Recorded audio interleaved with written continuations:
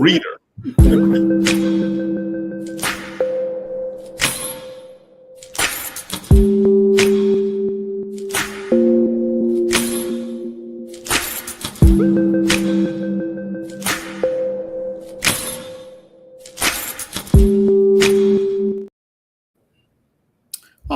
All right. Peace and blessings. Assalamu alaikum. Shalom. Welcome, everyone.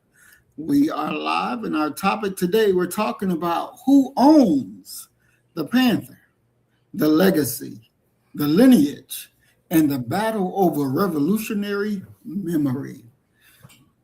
This is a big one, Doc. We got really, at least I would say 3 or 4 different Black Panther groups that are operating out here.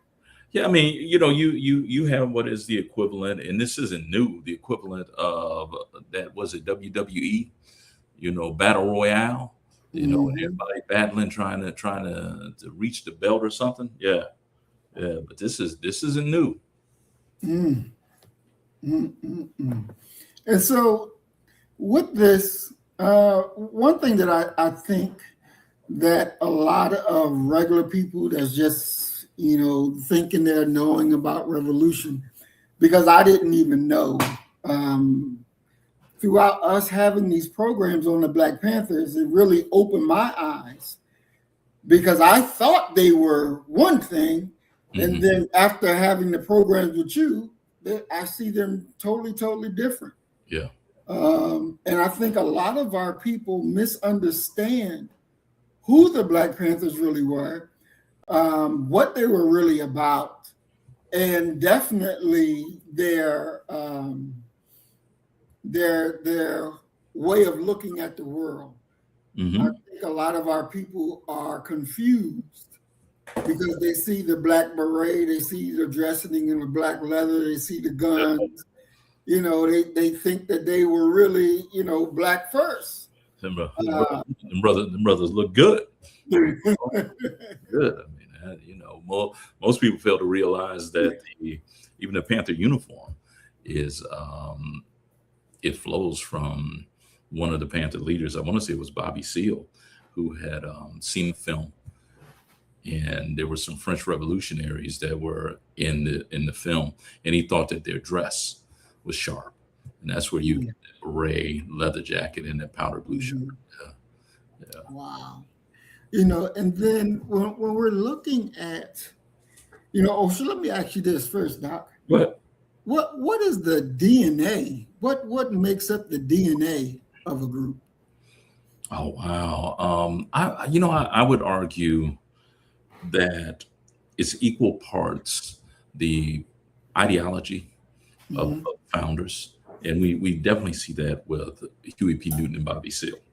And Eldridge Cleaver. We have to throw Cleaver in there as well as one of the major players of the Black Panther Party. But you also have to factor in what Marxists would refer to as dialectical materialism, the idea of looking at what your surroundings are and creating programs and things to go ahead and address those needs. So I think that it's environmental, but it's also ideological. The problem with the Panthers, and the reason that the Panthers have been such a lightning rod during their existence, and really the reason that we still mouth the words Black Panther Party to this day. You don't hear people talking about SNCC. You don't hear people talking about us. You don't hear anybody, even with Dr. King's largeness, you don't hear people referring to SCLC. It's the Panthers. The thing that makes the Panthers so memorable are the iconic images. Matter of fact, I have on my shirt, I just happened to grab this shirt of Free Huey. Even though Huey, this was truthfully an image that Huey actually hated, because in many ways it's a call to cultural nationalism. However, the guns, the rhetoric that you would get, not from Huey, because Huey's not the voice of the Panthers, despite what people want to say. It's Eldridge, it's Bobby, it's Fred Hampton. It's those individuals who are in every way forging the language of the Panthers. And can't forget Bobby Rush as well. So you have all of these factors coming in that would make up what I think what we're referring to as the DNA of the Panthers. So environmental, but also ideological. And somewhere in that mix,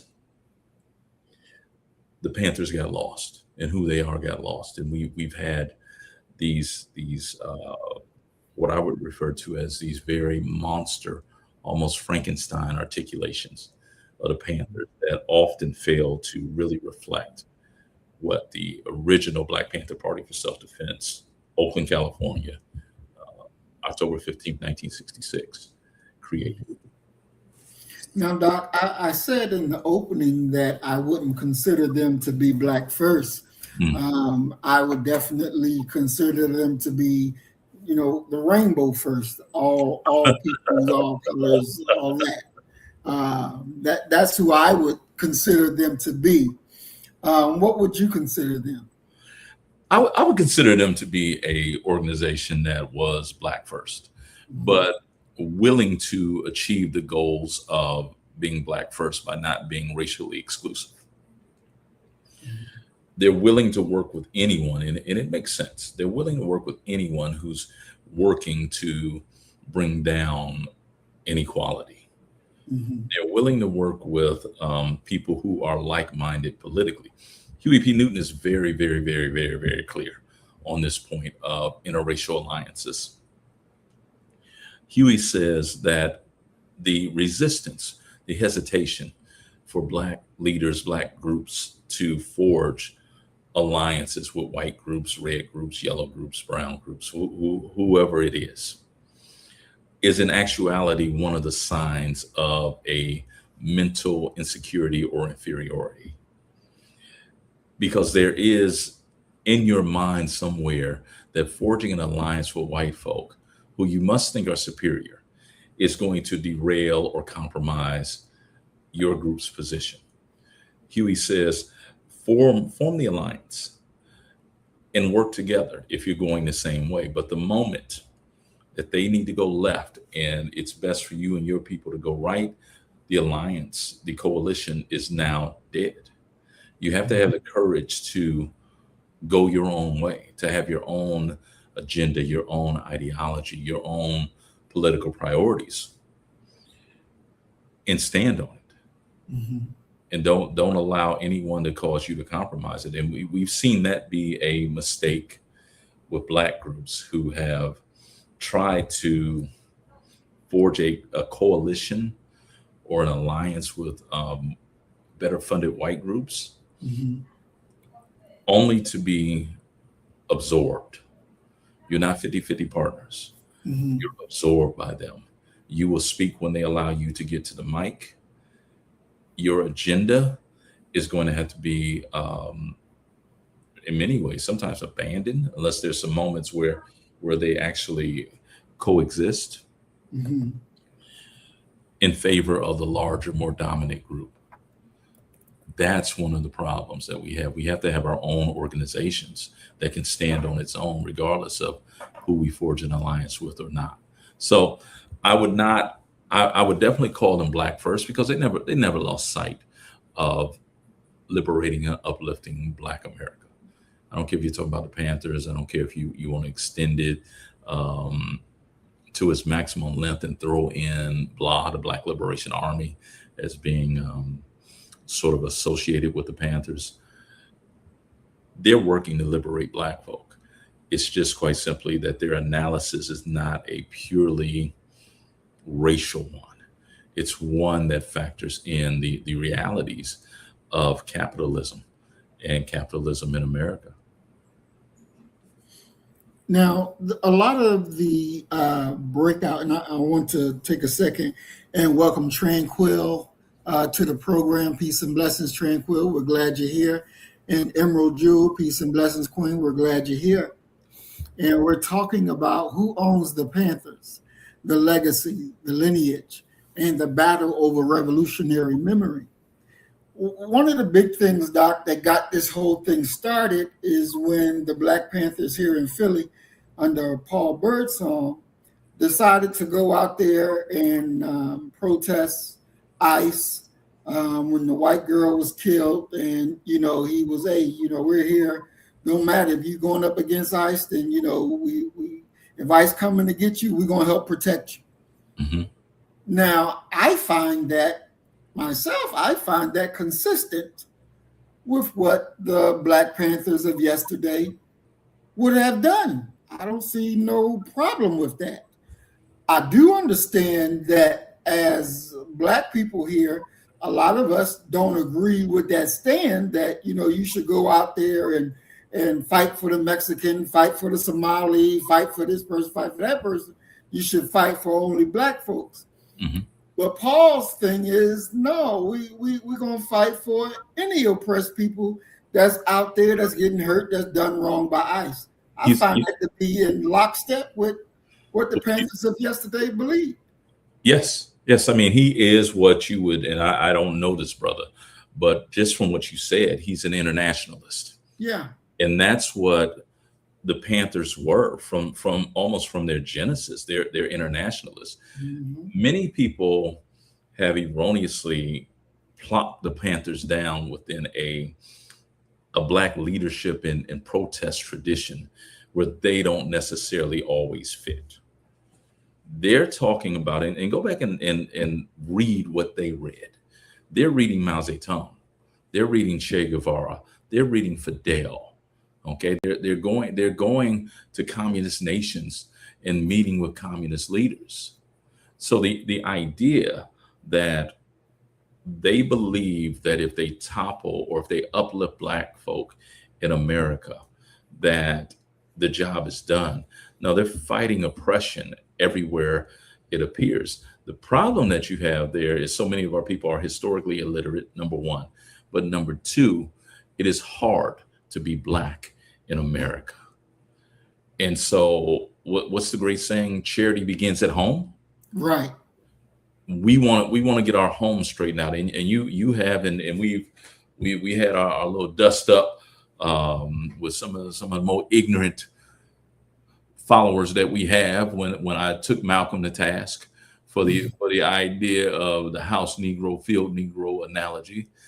But we have a similar thing when we're talking about the Panthers, that people want this charity to start at home. And it's understandable, but when you look at who they are, who Huey P. Newton in particular was, who Bobby Seale is, they're internationalists and they're fighting against capitalism. They're fighting against globalism. That's who they are. They're not a narrow racial essentialist. And it's the reason why I repeatedly say that the Panthers are not really Black. They're red, meaning communist or socialist. And Doc, and this is why I say that they're not, in my estimation, they're not Black first. Because when you're Black first, then that's where you stay. That's where everything runs. That's where everything enters. Until that issue is squared away, we can't move on to nobody else's issue. See, I expect you to say that because that position is the exact same position of your dear brother Malcolm. Malcolm's very clear. He said, listen, until we get some Black unity, there can't be no Black-white unity. And I get it, and I understand that. Yet at the exact same time, one has to wonder if Black people can uplift themselves in a world where white minds have not been cleansed. Mm-hmm. That's a question, because in many ways it's white America that needs to have some corrective lenses put on them. And I believe that this food that they got in the White House right now is causing some of them to go to the optometrist and begin to wonder. But there is something to be said for addiction. Mhm. And white folk are by and large addicted to whiteness and to race. And they will cut off we just saw in this last election, they're willing to cut off their nose despite their face. Exactly. The only question that we're really facing right now is this larger question of how much suffering must they go through and for how long before Mhm. they begin to see the interwoven nature of all of Americans and all of humanity, to be honest with you. Mhm. Definitely. I think a lot of our people, especially, I want to go ahead and welcome Christine Williams to the program.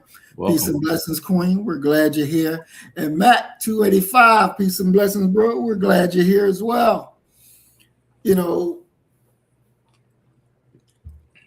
at some point, and the call from the streets of our people is, hey, we need to worry about us. Let's Yep. stop carrying for everybody else. Let's worry about us, because when it's us, nobody else is there. And And that is understandable. mhm, And that is a very historically correct analysis of what it is meant to be Black in mhm, America. That, mhm, when Dr. John Henry Clark said that, the one thing that you need to really understand is that nobody's coming to save you. exactly. So we Ex- have that running in our reality, not just our mhm, minds, in our reality. mhm. And so, like I said, I was trying to get the bro to come on the program. Mhm. And that's would have been one of the things that I would have pointed out to him, is that our people are really tired of fighting for other people, and it's time for us to fight for our own self. And to see how he would have responded to that. Well, Um, let me say how Huey would have responded. mhm, Huey would have said that you need to correct your understanding of who our people are and expand it to a point of humanity, mhm, and really begin to comprehend and understand that the fundamental flaw, despite what the most honorable Elijah Muhammad taught, that white folk have been taught and their environment has caused them to behave the way they have historically. However, they can be corrected. They can be taught differently. And that's kind of where the one of the fundamental forks in the road occurs for when you're talking about how Black First would look at things and how the Panthers would look at some of these things. That mhm, these are people who have just been taught wrong.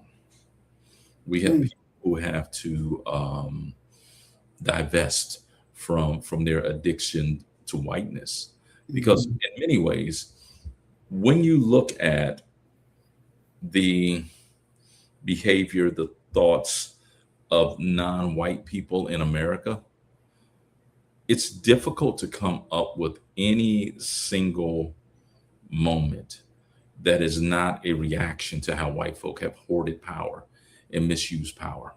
mhm, And Dr. King talks about this when he says that there's principally nothing wrong with Black power. He said, but the problem that you have is the connotation of Black power. That mhm, you're going to put Blackness with power together. He said, what makes it wholly unfair is quite simply the reason that white America reacts to the idea and the concept and legacy, the slogan of Black power, why they react so negatively towards it, is that they've abused power historically. mhm, That's what it is. And mhm. that's very difficult to get over. And I guess that would be part of my problem with Hmm. Huey and even Bobby, because I honestly I would rip them a new asshole, because I think the lens that they look out is corrupted. Hmm. Um, Bobby, because Bobby was employed at Temple for mhm, for the longest time. Yeah, he worked for I want to say AFAM Studies in Temple Africana, Malefe Asante, Africana studies in, Mhm. at Temple University. He was right there with you. Mm. Yeah, and I don't know whether how I want to say this, because I think that the real deal for them is, that they didn't mind.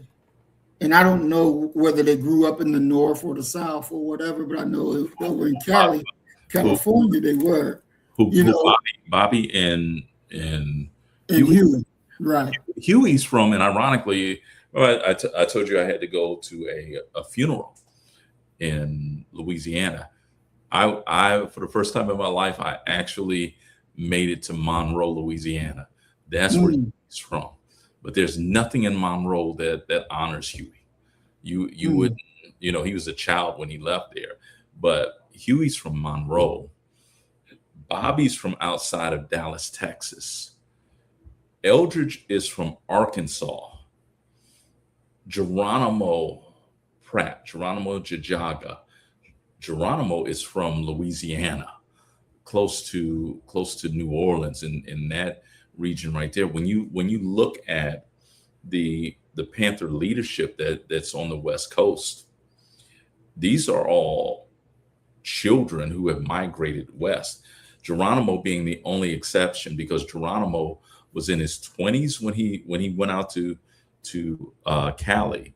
mhm, He was a Vietnam War veteran, and right. so he came back and got involved in some program, and he wound up, I want to say, on the campus of UCLA. So their roots are definitely Southern, and you follow the migratory patterns of Black folk. If you go back and I don't know if you ever read Walter Mosley, the great writer, wrote Devil in a Blue Dress, Mm, the Easy Rollins series. Easy, the main protagonist in that series, the detective. Easy is from Houston. Mouse, his sidekick, is from Dallas. So they follow that migratory pattern that leads Black folks all the way to the West Coast. This is largely a World War II relocation mhm.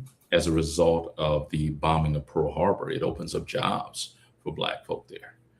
So all of them, pretty much all of them, are going to end up either in LA or the Bay Area. Yeah. Mm. So they're Southern. Their Wow. roots are Southern, but their rearing is West Coast. But Okay. one could argue that the rearing that they, and the context of the lives that they live, is as Southern as could be, because Black folk are going to migrate. How could we not migrate with the same culinary taste? How could we not migrate with the same culture? You don't just drop your culture because you move states or what have you. And this is the last thing that I'll say, is that probably the greatest, and when you look at the Black Panther Party's 10-point platform, you look at point number 7, which is an immediate end to police brutality. That's not accidental that the Panthers are talking about ending police brutality in Cali, the same way you would probably see someone in Mississippi or Alabama doing it. Mhm. It's not accidental that Tupac Amaru Shakur, 15, 16 years old, tells this story of trying to cross the street, and two Oakland Police Department officers stopped him, asked him what his name, and he said Tupac. They thought he was being smart, so they kicked his ass. Um, the law enforcement officers that really sets the tone and the tenor for Cali, they were recruited at the exact same time that Black folk were migrating west. You have a governor. Reagan becomes the governor there, which says something about the politics of Cali during the 1960s. But you also have a decision that's made by mayors, by civic leaders, and what have you. And the question is, how do we control all of these Negroes who are coming here for jobs? And the solution was, let's hire the very people that whoop their ass in the South to come out here and to patrol them. And that's how you wind up with such conflict on the West Coast. People think that the Rodney King beating just came out of nowhere. No, They've been whooping black folks' ass for years because they're from Alabama, they're from Mississippi, they're from Georgia, they're from Texas, and they were recruited. They were officers in those southern racist states, and they become officers and take their same practices straight out there to the West Coast with the idea of do what y'all do because white folk don't want to be overrun by black folk. Right. We're going to go take a look at our first video. Let's see, share screen.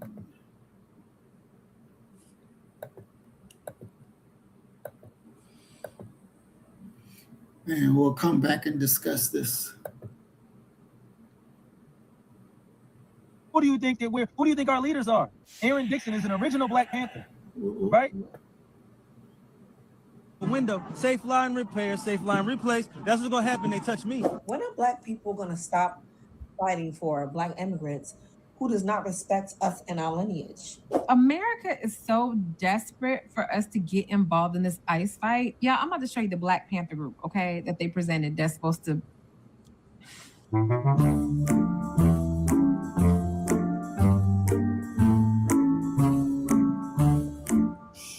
To be honest, that's not the Black Panther Party. It don't stand for none of the same things that our Black Panther Party stood for back in the days. They were out here protecting their own people, the people who needed to be protected. The money that y'all are trying to protect nowadays don't need your protection. You see on the news all the time, Renee, you know, everybody say her name, Renee. Renee. Right? She just got shot in the face by ICE. Say Her Name was made for Black women who were constantly, still are, being overlooked in the criminal justice system today. One more thing before I go to bed. Say Her Name is for Black women. Hey, so I'm not trying to be rude at all, but Say Her Name is specifically reserved for Black women. Tell you something, I'm not for the co-optation. We're not doing that. Say Her Name is for Black women. This is something that people should not have to come on here and correct. The Black Panthers are a cosplay organization. They get their vest on, you know what I'm saying? They grab a gun and they go out and they march in formation, but they've never actually completed a task for us that we've needed them to complete. I'm not talking about all these little liberal tasks that they be doing, tasks that help everybody. I'm talking about getting things done for us. And during the few moments that we have left, we want to have just an off-the-cuff chat between you and me. Chairman Paul Birdsong, report for Active Community Defense Duty. Listen, two things that I need to run by you. Thing number one is, a lot of people are saying that we should not stand up against ICE because we're standing for people that aren't us. And Black Panthers only stand for Black people. That is a lie. Huey P. Newton said that we are internationalists and we stand with all oppressed people no matter what color they are. That's the founder of the Black Panther Party that said that. So everybody who's running around talking about Black Panthers don't stand up for people other than Black people don't know a damn thing about the Black Panther Party. That's thing number one. Thing number two, the Black Panther Party created something called the Rainbow Coalition, which is a coalition of Hispanics, Asians, whites, and Blacks from all over the world working together to fight oppression.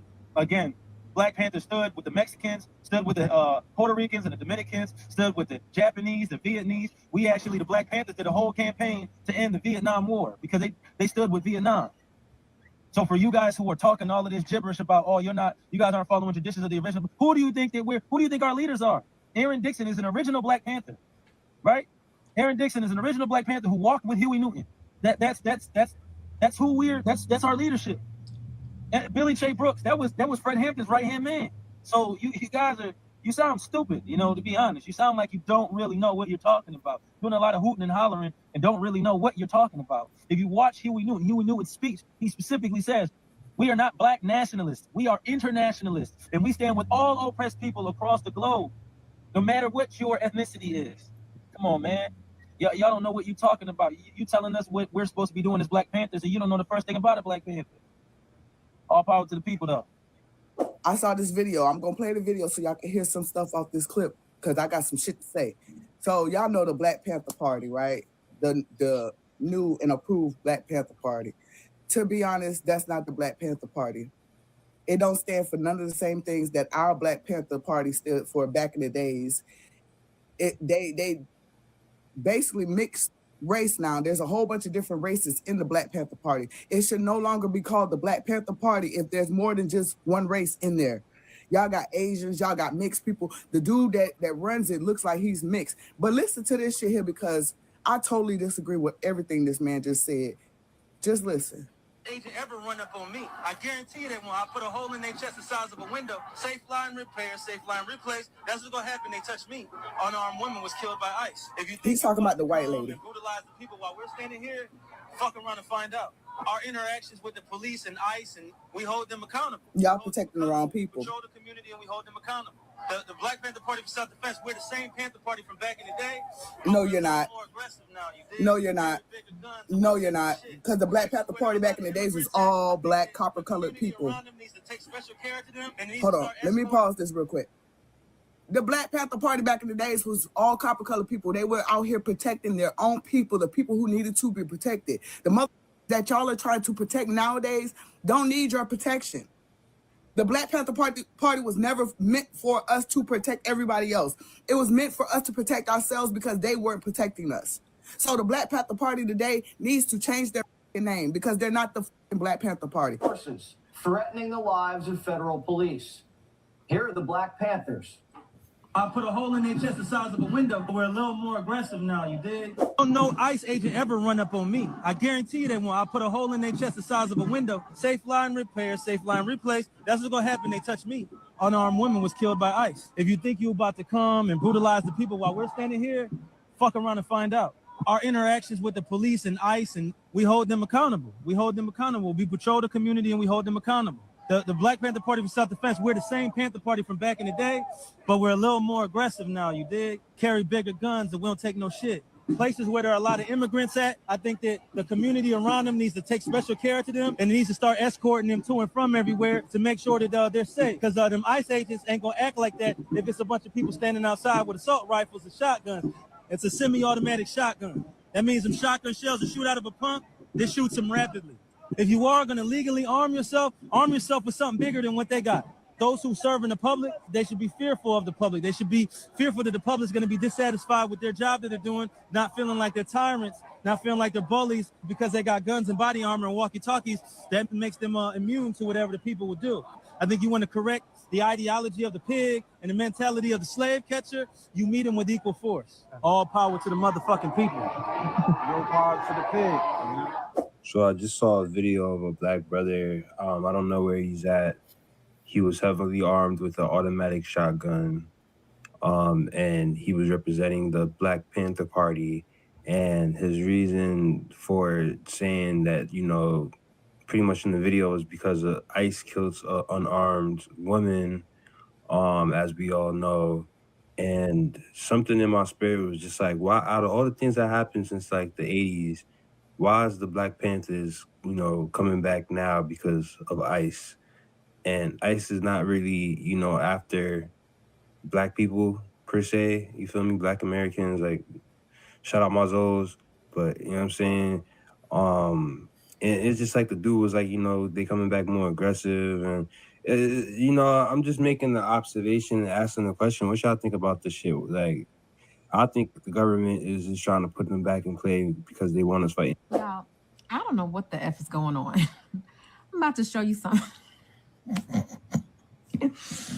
So America is so desperate for us to get involved in this ICE fight that they presented a Black Panther group. Yeah, I'm about to show you the Black Panther group, okay, that they presented. That's supposed to.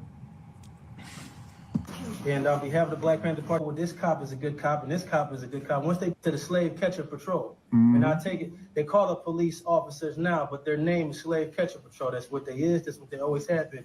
Every black officer out there, shame on you. You know how the black police officer came into fruition? Ma'am, who are these people? Now, before I get into it, I appreciate anybody who is trying to stand up for justice, okay? Whether they are pink, red, green, whatever, right? However, what the is this? Power to the people. I'm Chairman Paul Birdsong from the Black Panther Party for Self-Defense. I want to address a couple things. Thing number one, see a lot of people asking why the Black Panthers are going up against ICE for the immigrants. Well, I want to tell you something. Black Panther Party is not a Black nationalist organization. The new Black Panther Party might be. I'm not sure. The Revolutionary Black Panther Party might be. Any of these variations of Black Panther parties might be. But the Black Panther Party for Self-Defense, the one that Huey Newton started with Bobby Seale, is an internationalist organization that stands as allies with oppressed people no matter what their ethnic background is, no matter what their cultural background is. When are Black people going to stop fighting for Black immigrants who does not respect us and our lineage? You guys are really out there in Minnesota fighting against ICE agents and shouting against ICE agents for immigrants who are on TikTok every day disrespecting us, saying that we like fried chicken, we have nothing, as if they know every Black American in the world. My thing is, I love the fact that the Black Panthers are out there fighting for what they think is right. But do you not understand that these people does not like us? Do you not understand that the Democrats are fighting for immigrants way more than they are fighting for Black Americans? That is why most of us now are Republicans. And if you think about it, and if you go back into history, there were Black Republicans. You know, the Democrats were the KKK. The Black Republicans were anti-slavery. So do your research. I'm a Republican for that reason. Oh, shit. And just open-ended, any comments you want to give to like my generation, the younger generation, or just any generation? Legally arm yourselves and unify, or else you will die. And I mean that in a literal sense. You see on the news all the time, Renee, you know, everybody say her name, Renee. Right? She just got shot in the face by ICE, right? This is a real thing, and they're not gonna stop. And the more they hurt people and get away with it, the more they're gonna get that momentum to keep going. So everybody needs to unify and come together, and everybody needs to arm themselves, right? Because the revolution is in the barrel of a gun, whether you believe it or not. You want to be comfortable and you want to be nice, you don't want no confrontation. Look, Huey P. Newton said it the best. Anybody without a gun is either a slave or they're about to be one, you know? So, and people worried about people being scared of them. Huey P. Newton also said this when somebody asked him, don't you think the Black Panther Party is scary? Don't you think it's scaring people? He said, my people have been the ones afraid. Hey, sister, we got free groceries over here. Free hot soup and free clothes. He said, my people be the one afraid for hundreds of years. So if you're saying people scared of us, now that's a compliment. That means we're doing something right. You know what I'm saying? Would you rather be scared of ICE? Would you rather be scared of the slave catcher, the police? Would you rather be scared of the government forces that are working against the people? Or would you rather be them scared to mess with you? That's for you to choose. That's for you to decide. Unify, arm yourself, and keep this mentality all the time. All power to the people. All power. Everyone in the All right, I'm gonna stop it right there and take this time to talk about what we just saw. So, Doc, your first comments? That was a lot. Let me say that. So it was a lot from a lot of different directions. The brother, let me just address the brother Paul Birdsong straightforward. You have studied Huey. You're politically astute. There's no doubt about anyone who understands the Panthers understands that truly ideologically, and I can only go on what I saw right there. Ideologically, there's nothing that you can take that brother to task for in regards to the spirit and the ideology of what he's advancing as far as the original Black Panther Party for self-defense. The only thing that I would warn him on is make sure when you're talking about the Panthers that you say co-founded by Huey P. Newton and Bobby Seale, because Seale got a problem with being forgotten as the co-founder of the Black Panther Party. And if you meet him, he will let you know that, you know, he had a problem with that. But ideologically, there's nothing that brother stated that is incorrect. He's right and exact. And in many ways, he's representing a lot of the things that I've historically said and been attacked, like this brother's being attacked by people who have no historical understanding background of the Panthers. Having said that, though, looking at where the people are, We often talk about the Black Panther Party's Breakfast for Children program, free lunch program, and giveaways. But we also need to accentuate and add to that and begin dealing with it as an educator. I can tell you this, beginning to, as a man think of, so is he, we need to bring back the Panther schools. We need to bring back independent Black educational institutions, be they K through 12, after school programs, Saturday schools, what have you. You must educate your own. A lot of the criticism that we're hearing from people is quite simply, how dare you stand against injustice when it appears, when there's still injustice occurring within our community? How dare you? Focus your energies on us, because those people don't care about us. And you're never going to be able to solve that problem, because quite simply, the definition of who we, I, and us are. The Panthers, when they're talking about us, they are truly talking about what Fred Hampton talked about with the Rainbow Coalition: Black power for Black people, brown power for brown people, red power for red people, yellow power for yellow people, white power for white people, all power to the people. Our people are never going to be able to understand that if you don't teach it to them. And so with all of the action, all of the responding, and in many ways it's reactionary, we need to back up off of that, I would say, a little bit, and get back to the basics. Who should they be reading? Who should they be listening to? Who should they be studying? Because until you get that together, you're going to have a circus every time, every single time, every day, because people don't know what they're talking about. They're going on what they believe, what they feel, what should be, and all the analysis it's not grounded in anything, and it's not, therefore it's not going anywhere.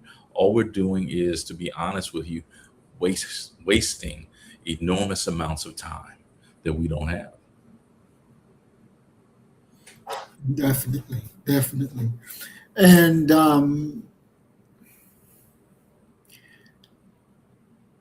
when we're looking at our people, I'm not sure if I want to call it ignorance, but it's like that's what the perception of the Black Panthers are, to be out there supporting and helping Black people only.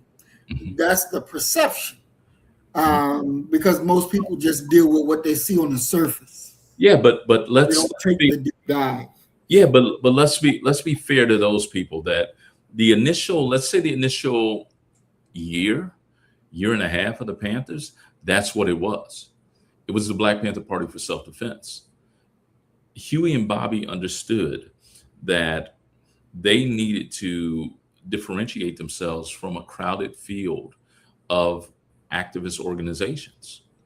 You got to remember that where they were, Cal Berkeley is the epicenter of American radicalism. You have hundreds of groups there that are trying to differentiate themselves. The Panthers differentiate themselves through their first community service activity, which was the Panther Patrols.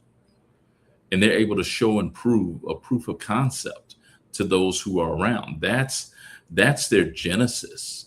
However, deep diving, as you put it, into the finer points, the development, because after a while, and this is one of the things that I would say to Brother Birdsong, is after a while, the Panthers stopped referring to themselves as the Black Panther Party for self-defense and simply went by the Black Panther Party, because they've matured to the point where they're no longer committed to being reactionary, and they're actually being proactive against some of the things that are occurring. But there is no way except through education and a willingness to engage education, to read and to study, to correct the nonsense that you heard people saying against Brother Birdsong and against the Panther program. A great argument could be forged that says, quite simply, they made a strategic error when they adopted the name Black Panther Party. They should have started off with something totally different and put their own, it could be the same ideology, the same priorities. They could still be internationalist, but they wouldn't be delayed by all of this criticism that people are issuing against them, because you have people saying, well, you ain't like the original Black, and they know nothing about the original Black Panther Party, but you still have to address it. Now, I don't know if the name Black Lion Party is necessarily going to bring them in, but they have to create their own path, and in many ways stop trying to migrate a time that is, and this is probably one of the hardest things to really accept. Next year will be the 60th anniversary of the founding of the Black Panther Party. The world has changed. The world has changed. The context has changed. Everything has changed about it. Yet we're still pulling on that icon. We're still pulling on that trying to adopt that and integrate that legacy. Let's create a new one that addresses the contemporary issues that are facing our people. You know, one of the people on the video talked about task. What task have you completed? Yes. And I want to get into that. What task? Because I don't know, but I don't think he's completed a task. I don't think any Black Panther Party has completed a task. But let's be clear. It is a task to go out and protest. That is the completion of a task. He's using the wrong word when he talks about task. What he's actually saying is tangibly. What did you go out there and what did y'all go out there and do that could be brought home that's tangible, that we can touch? Because in many ways, what you guys are doing is in the theoretical, in the ideological, that we stand with them, that if you were truly an American, you would agree that everyone should have due process. That's all well and good. It's the exact same thing that the Reverend Dr. Martin Luther King Jr. and SCLC ran into.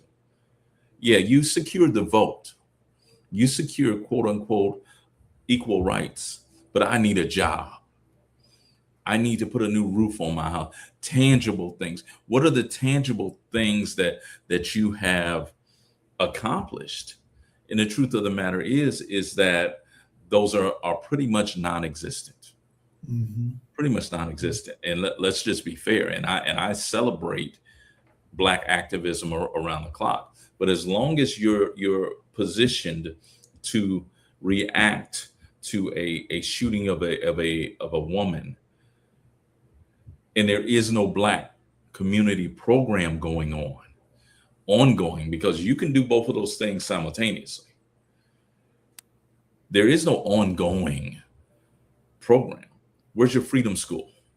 Where's your all of these other staples of the Black Panther Party? Where's your, the Panthers had an ambulance service in New Orleans because white ambulance companies would not transport Black folk. So they created their own.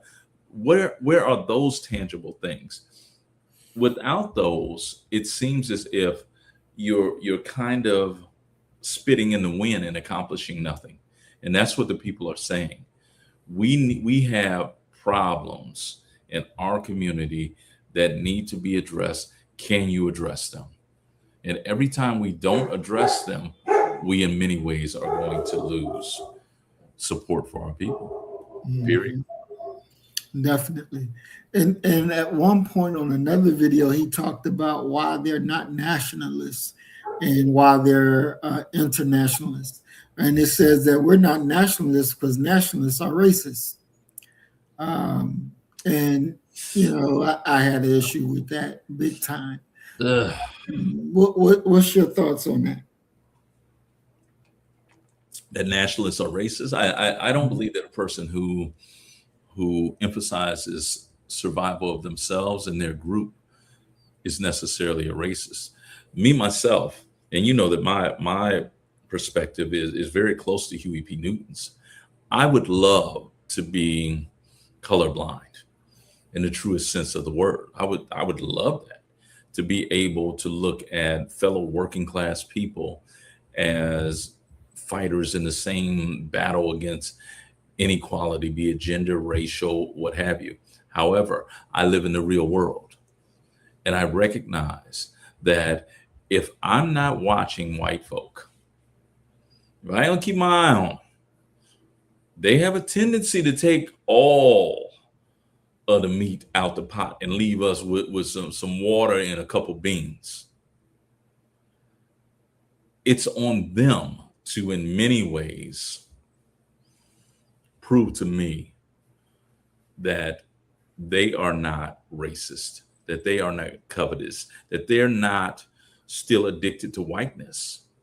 And then we can talk about being, all inclusive and this and that. It's we talk about the idea of Fred Hampton's Rainbow Coalition that Jesse Jackson stole from him, the entire concept. Jesse created a whole organization, on a concept that he stole, which is classic Jesse, like we talked about earlier this week. But Hampton's construct, if you listen to it closely, it's power for all people. And you're going to need equal amounts of power for all groups so that no group is able to encroach upon another group. Because if they decide, well, look, we're going to just go take their power, that group has enough power and wherewithal to resist itself, to resist such encroachment. It's the exact same thing that you see on a geopolitical basis is what we're always seeing as far as the quote unquote Middle East, Northern Africa, that groups have to be able to protect themselves. Black folk have to be able to, Lord knows we need to have some things within our community that allows for us to protect our interests and to flourish. And that's just what it is. It's too late in the game for you to be naive. Mm-hmm. Will I work with my white contemporaries? For sure. Will I work with my Black contemporaries? For sure. But the moment that they decide that they need to behave, think, and act in a way that is not beneficial to Jones land, kind of like Cassie land, that alliance and that ability to work together is over. We can both win, but I'll be damned if you gonna win while I lose. And I support you in that process. And that's sort of how you have to look at that. And so the idea of using what amounts to as a 6 decades old analysis of the world may not fit today, because Black folk are connected in a way that hasn't always proven to be productive. So we know that the suffering and the lack is there. Now, how do we address it? And we address it not by ambulance chasing incidents. We build our own organizations and our own structures that serve our interests. And that should be job one. Christine, she talked about justice. She says justice, I'm gonna put that back up here on the screen. Justice is about balance between people, guaranteeing that no one is being mistreated and guaranteeing that everyone who needs help gets the help they are needed ASAP. Nearly Fuller. What would you say justice is, Doc? I would go with Neely Fuller's definition that when you're talking about justice, that justice is accessible, justice is immediate, that justice is kind and fair and freely given. Now, do we have justice in this land? Emphatically, no. We don't even have fairness in this land. Let's be very clear about that. That the scales of justice are definitely tilted to benefit certain people. So that means that there's going to be justice denied to some who should be able to access it. That's justice. One of the things that bothers me is when one of our loved ones ends up being killed by some unjust person. And I don't care if that unjust person is black, white, red, yellow. Okay. Because immoral people come in all shapes, colors, and sizes. But your loved one has been killed. You have a trial, the person is found guilty. And let's say that they're sentenced to life in prison. It bothers me when people stand up and they say, well, at least we got justice. No, you didn't. You didn't get justice. Okay. Justice would be your deceased loved one getting out of that grave, resuming their life as if maybe they just went to sleep for a period of time, and the offender taking their place in the grave. That's justice. It is fair, it is immediate, it is kind, it is accessible. We don't have justice here. And that's one of the problems that you hear. They don't articulate it that way, but you hear suffering folk, suffering Black folk, which is who I'm concerned with. Suffering Black folk really crying and hollering about. Where's the justice? Because they don't have access to it. The fact that we live in a nation that is so rich, so wealthy, and people are homeless. And we're talking about, I'm reminded of my favorite Tupac Amaru Shakur song. It's called Changes. And he has a line in there where he's talking about the universality of pain and suffering. He says, because both Black and white are smoking crack tonight.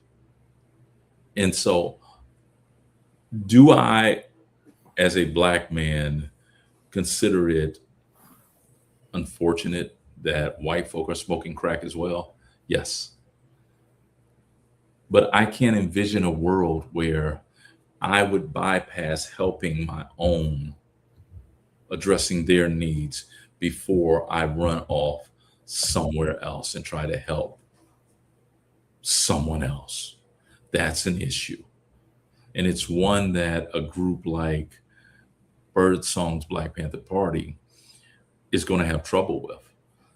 As far as remaining true to the doctrine and the ideology, they're probably, and what he's saying is probably the closest I've heard people do. But the optics surrounding it, because the memory of the people, and when I say memory of the people, I'm really talking about the rumors and the false memories of Black folk, is that Huey, Bobby, Lil Bobby, they were solely and exclusively servicing and protecting the needs of Black America. You have to address that through action. And I agree. I want to welcome Jerome Bottoms to the program. Peace and blessings, bro. We're glad you're here. He says, until it hurts to hurt us, we will keep getting hurt. And I think that is the main principle that has to be dealt with. He talked about, safe flight repairs, safe flight, You guys approach me like that and putting a hole in your chest. Mm-hmm. Okay, And you got 6 or 7 members. Okay, so y'all gonna die right there over somebody that's not even a quote unquote one of you, is not one of us. But yet the whole of us still struggle and still looking for justice, because we're not hitting those who actually are doing the hurt to us.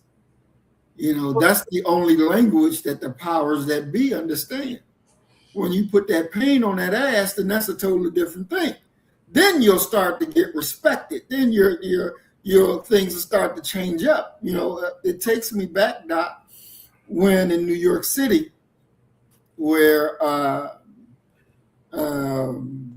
the mayor at that time, Rudy Giuliani, had hired this police commissioner that, supposed to have been the best dude. And they went and rushed the mosque. And Nation of Islam, they're going to fight back. So police getting wound up thrown down the steps and got their ass whooped. And he's like, well, what's going on? How did this happen? How did this happen? And the commissioner said, well, we have a policy that you don't rush into the Nation of Islam. If they have a situation, you call on the phone first to find out what in the hell is going on. We do not just go and invade because you're not going to win that struggle. That's their open policy, because they understand that if you go that way, you're going to be dealt with and you ain't going to like the outcome. So let's pick up the phone and talk to see what's going on, because we may not even be needed. I think that for us as a people, we have to develop that as our ideology, as our method of how we deal with things. This international approach, it just doesn't work for us. And I don't see a season where it has ever worked for us.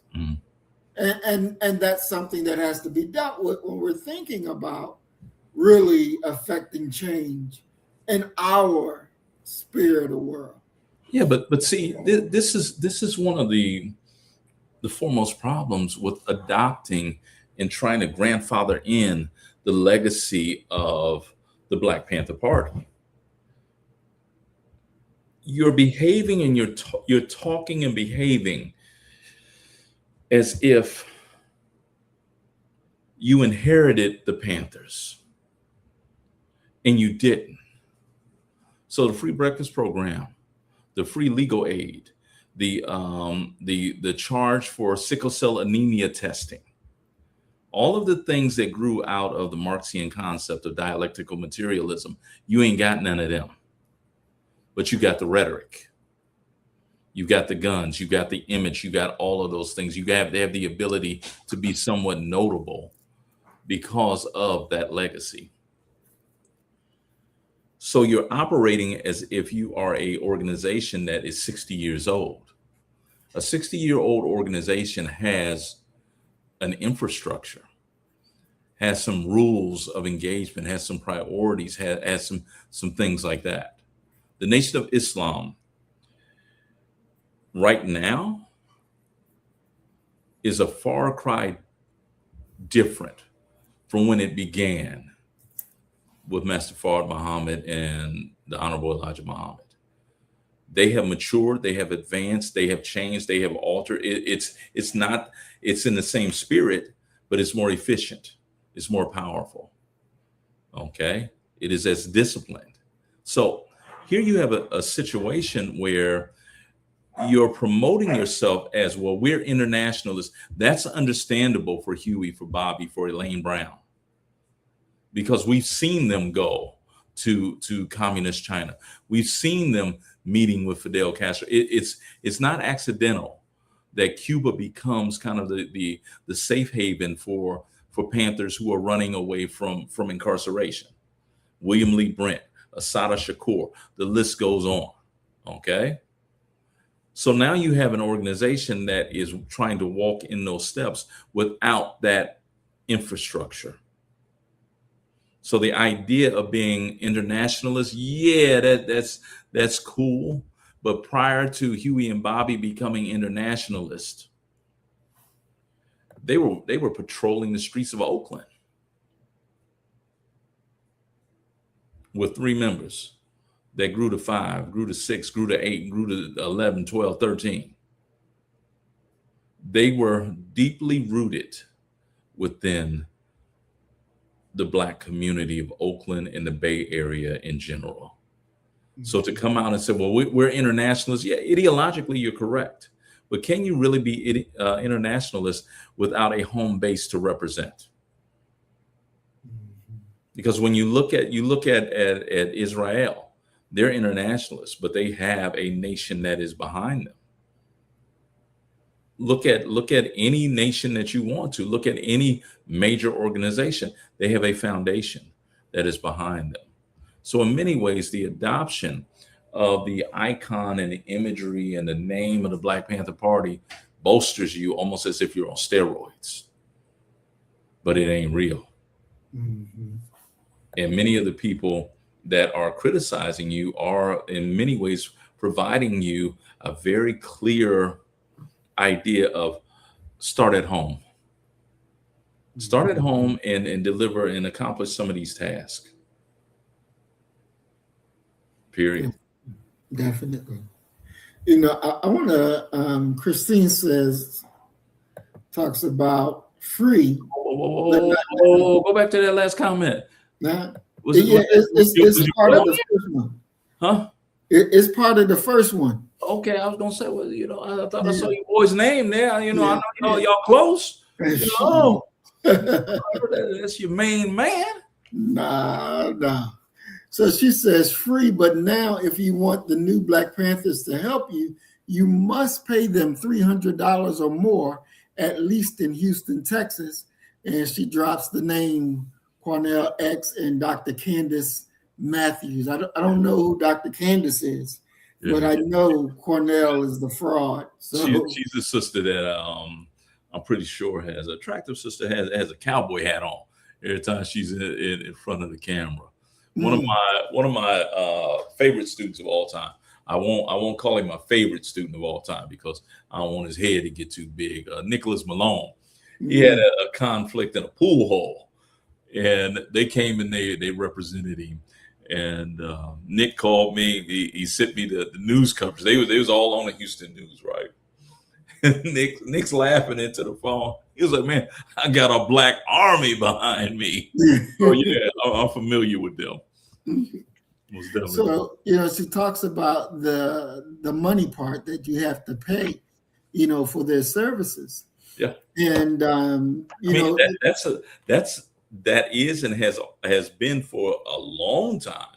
Cornell's business. He's no different than who's the brother that loses every case, but he gets you some money. Crump. Yeah.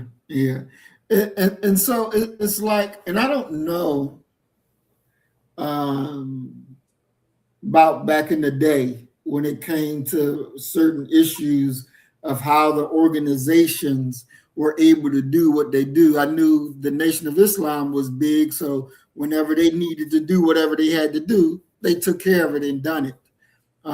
Even to the day, if they had to show up, the minister comes on his own dime and do what needs to be done. Yeah, but y'all are the equivalent of Walmart. You're not a one storefront operation. So there's strength in numbers, and that's one of the situations where it pays to be able to have your own and to be independent. And think about how difficult it is to have a situation where you have to get Black folk to go out and work for you for no pay. Because that's in many ways what we saw with the selling of the final calls, and you can turn it into kind of an entrepreneurial endeavor, brother, if you sell these. But if you got a one-stop shop, you in trouble. You got to have some money. And that is that Negro's business for sure. That's one thing that I'll say about. But the other thing that I'll say about it is that when you go back and you look at all of those arrests, because Dr. King was always getting arrested for one thing or another. You go back and you look at that, and the bails that had to be paid, the bonds that had to be paid. The question becomes, who paid them?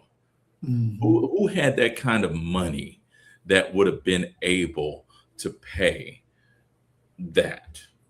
And then as today, if you want to find the Black folk who have money, the arena has not changed of who got money. It's the entertainment industry.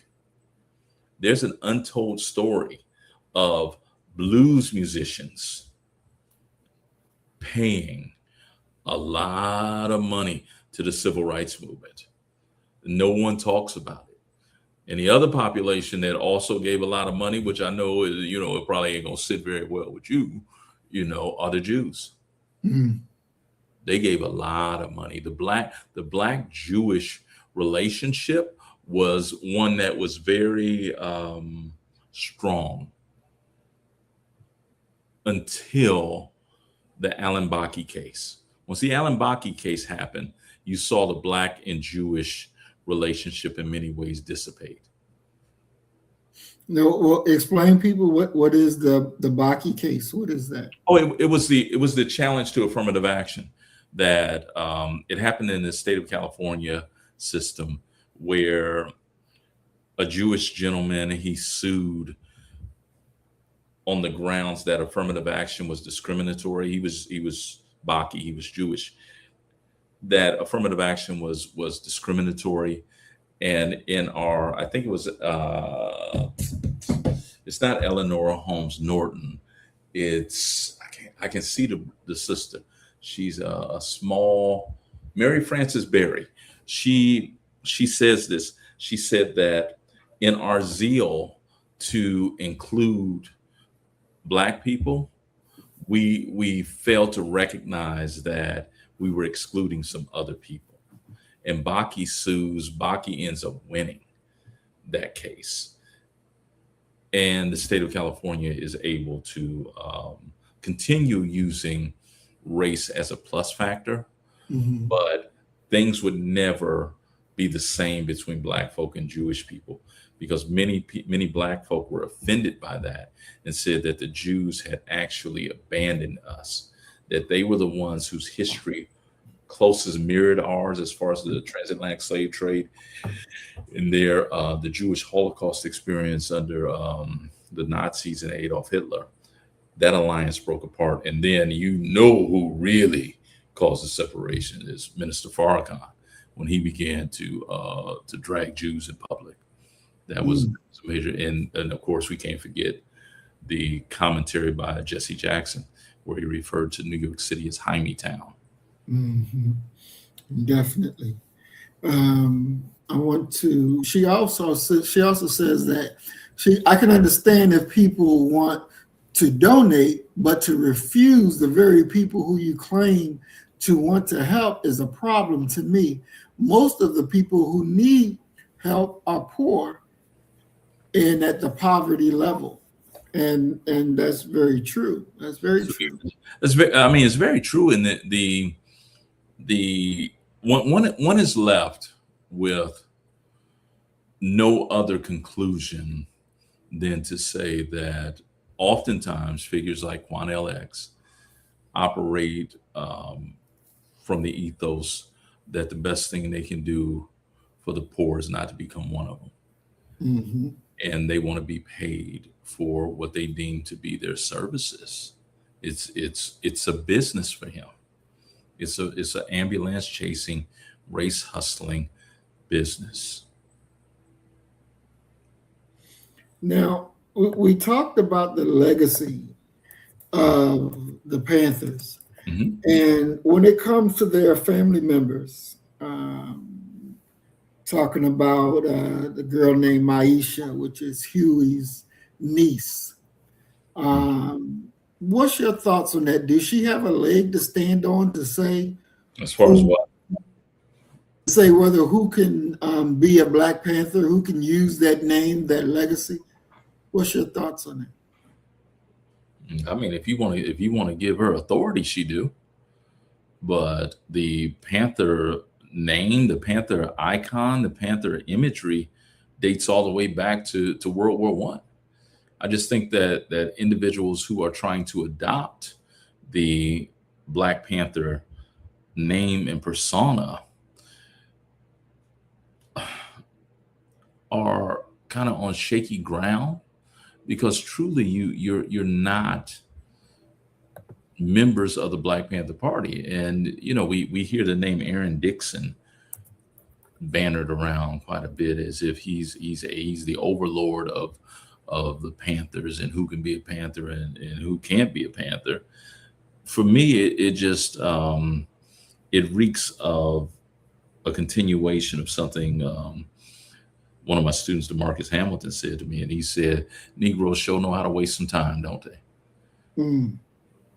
You know, that time that you guys are spending on a mental masturbation session about if you can be Panthers, if not, who can determine if you can be a member of the Panthers? Who, you know, are you in or are you going to be out?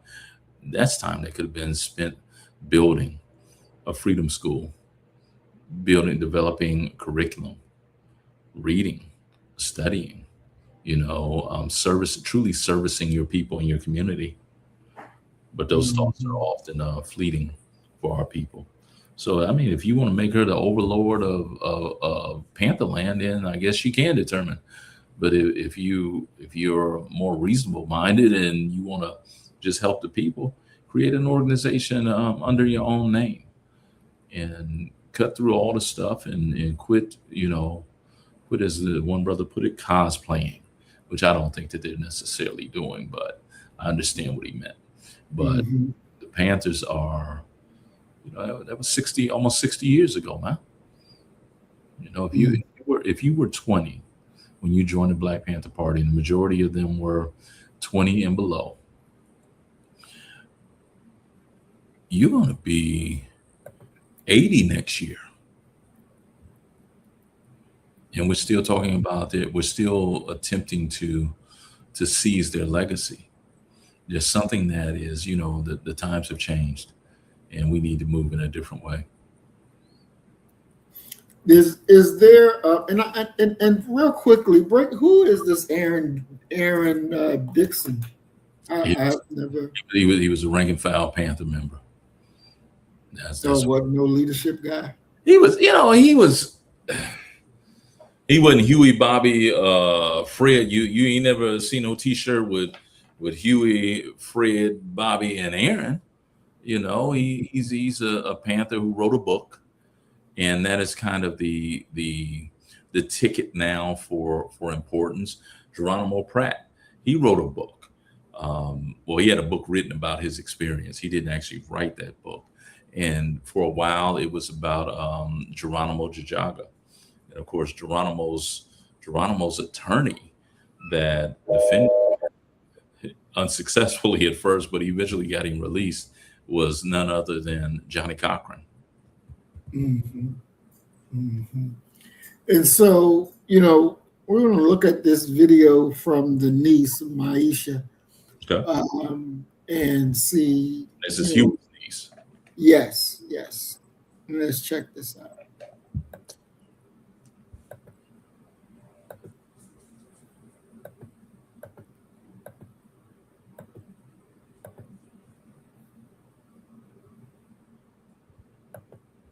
My name is Myesha Newton. My father's name was Walter Newton.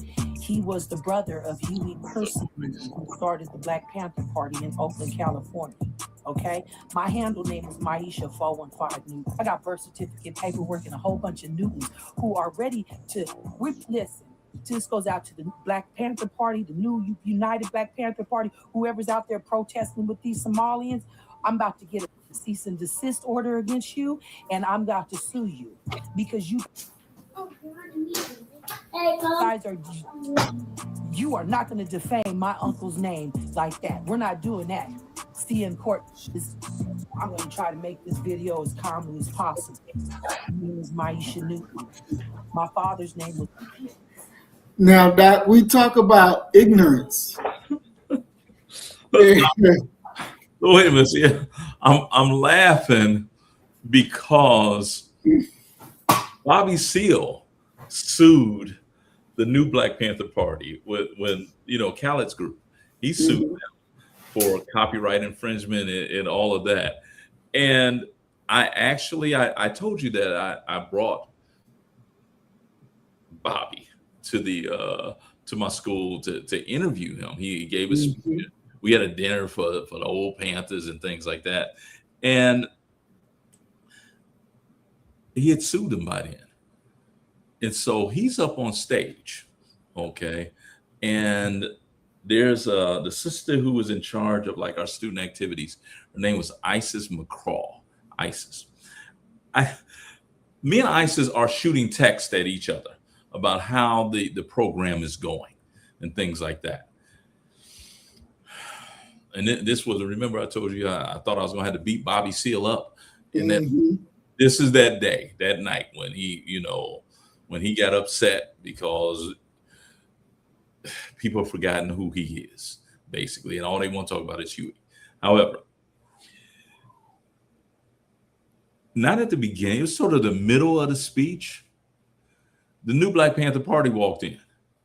And so I'm texting Isis. I'm like, yo, I don't know if you know this, but Bobby Seale sued these cats. Okay. And it was probably about 10 of them. They were like a ragtag group. They looked like overweight, dusty Confederate soldiers. Okay. And they were walking. I remember one of them, it was a female.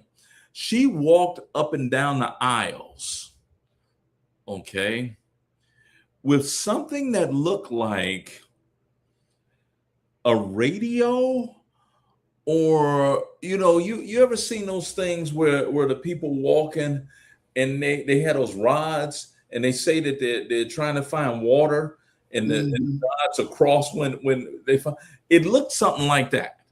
Okay. And she's walking up and down. Okay. And eventually, because they were, I still remember, because it was hilarious. They were like 40 minutes late to the program. Okay. So the program's going on, and here they come stumbling and bumbling in. Okay. After the program is over, Bobby Seale is signing books on the second floor of the MSC Memorial Student Center.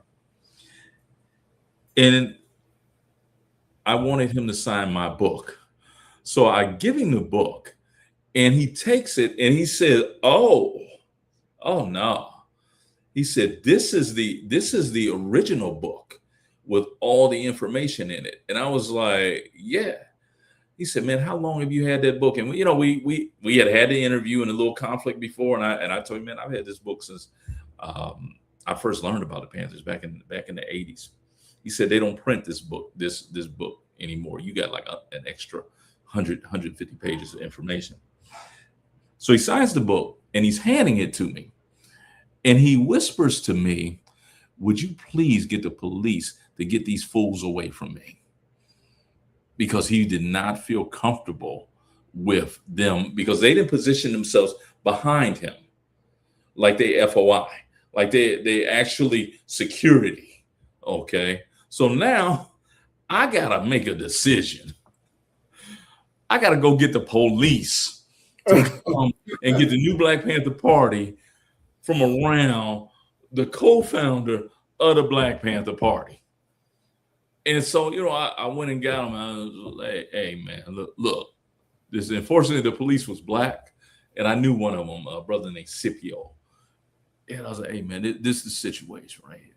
And so they was able to get them from around him. But yeah, and that's why I'm laughing, because Bobby Seale sued them too for trademark and copyright infringement and things like that. And it's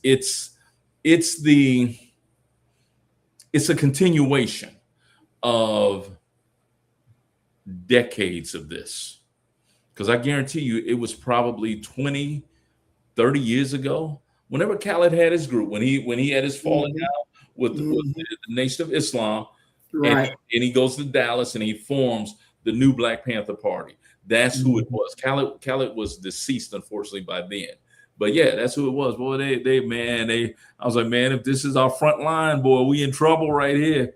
We in trouble. Mismatched uniforms, late to the revolution. Yeah. Yeah. Okay, we're gonna watch this other video, watch part of it at least.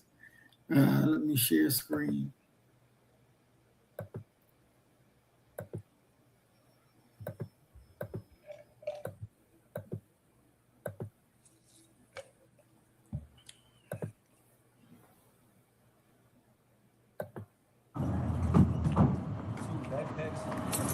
Hi, how are you? Nice to meet you. All power to the people. Hello. Hi, Julia. Nice to meet you. Power to the people. Skip. Nice to meet you. All power to the people.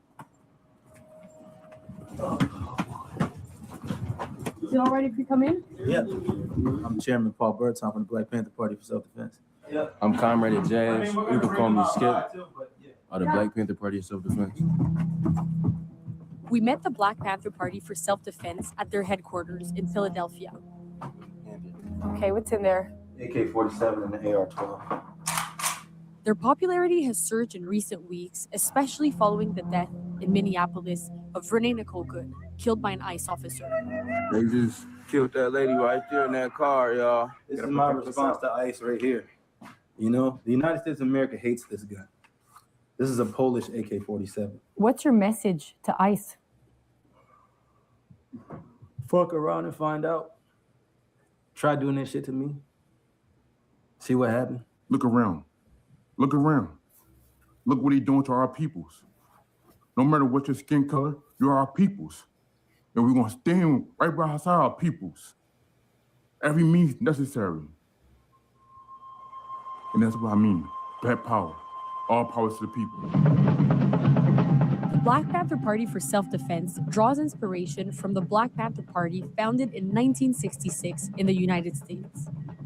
The movement rejected the idea of a nonviolent revolution and instead promoted armed self-defense to counter police violence. Internal tensions and intense state repression led to the party's dissolution in the early 1980s. Come stand with the ancestors. All power to the people. All power to the people. No power to the pig.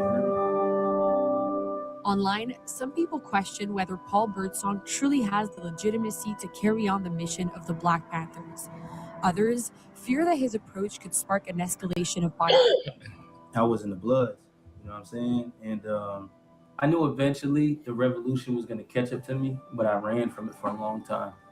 Birdsong was mentored by former members of the party.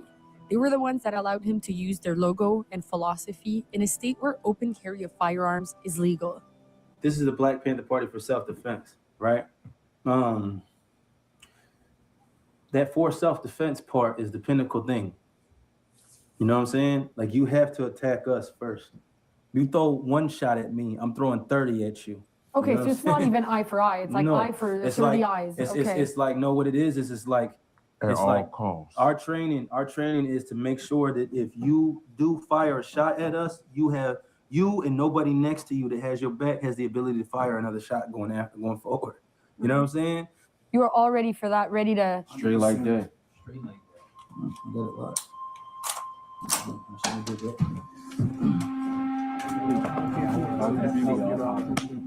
Is this a full-time job for most of you?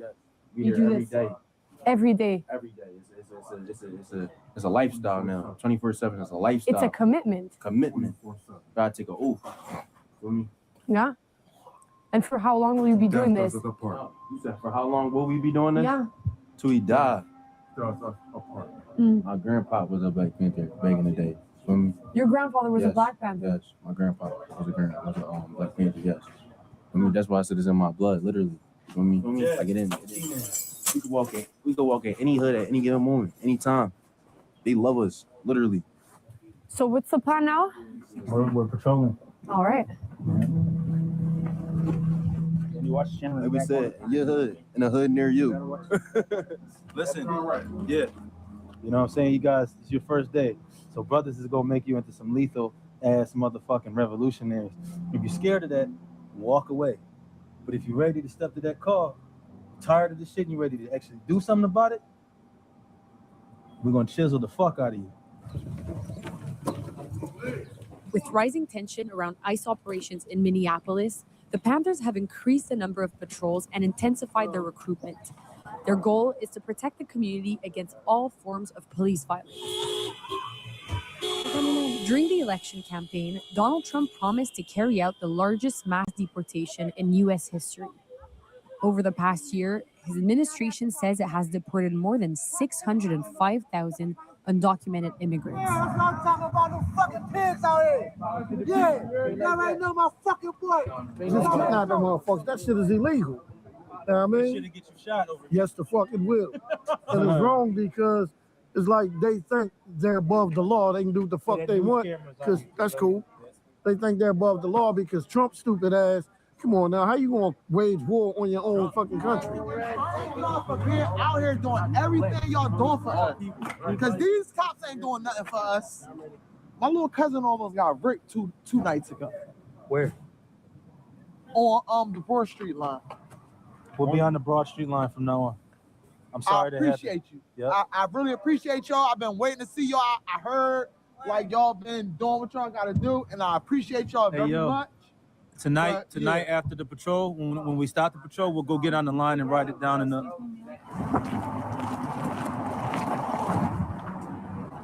You got some going. During the patrol, the Panthers stopped for their traditional smoothie break. You know, over the last couple of weeks, we've had a lot of people reaching out, but this is what my inbox looks something like. And this is just 29 minutes ago, 30 minutes ago, an hour ago, 3 hours ago, 4 hours ago, 10 hours ago, 16 hours ago.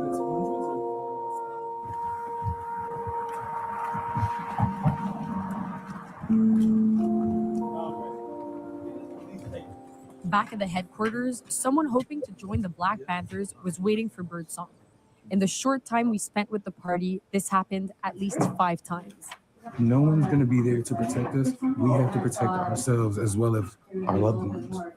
Because everything that's happening right now is just, it's just ridiculous and it's out of control. And you have around how many men? Can you tell me, like, approximately? A little under 100. Okay. In Philly. Because I was hearing about ICE recruitment. They like tripled their budget. They recruited more than 10,000 people. But that's why you need stuff like this. But then there's escalation, because that's always the question. Do you believe in nonviolent revolution? It's possible, but the threat of violence has to be there. But I mean, if Trump sends like hundreds of ICE agents, are you ready for that? Absolutely, sure. Yeah? Send them.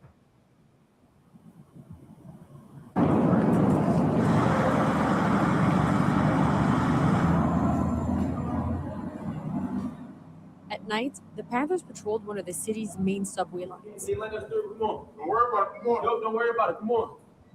The ticket inspector let them in for free.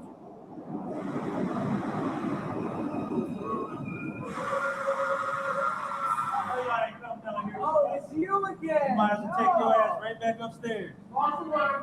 Black power, motherfucker. The pigs came down here. They came because people had guns. And then they went back upstairs because the Black Panthers got guns and they ain't go shit about it. As soon as they saw who it was, they took off. They don't want to fight, man. They don't want to fight, man. In Philadelphia, open carry is legal in most public spaces for those who hold a license to carry firearms. Oh, Black Panther Party is back.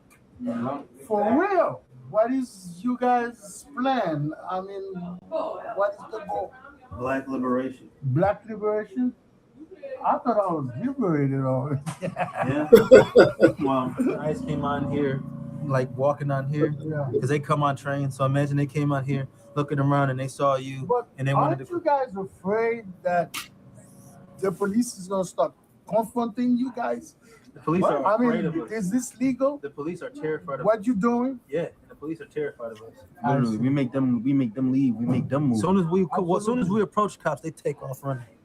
Okay. Power to the people. I don't want to get shot by no police. No, But I need to stop though. Yeah, we on that. Okay. We're I need to anti-ICE. stop.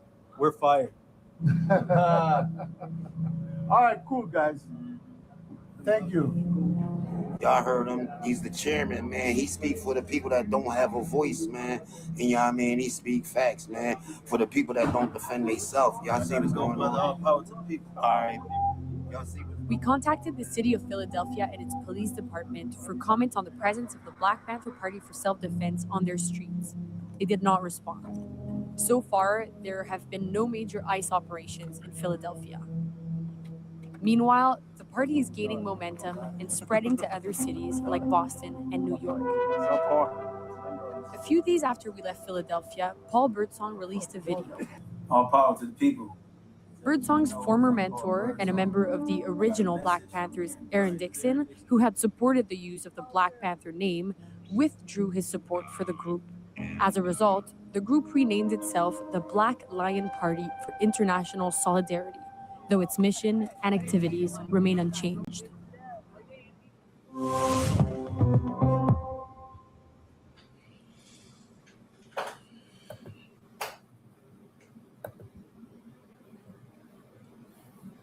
All right, Doc, your thoughts on that?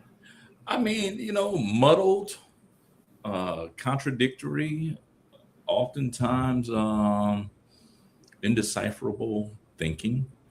Are you Black nationalists? Are you internationalists? And if you're an internationalist, what exactly does that mean?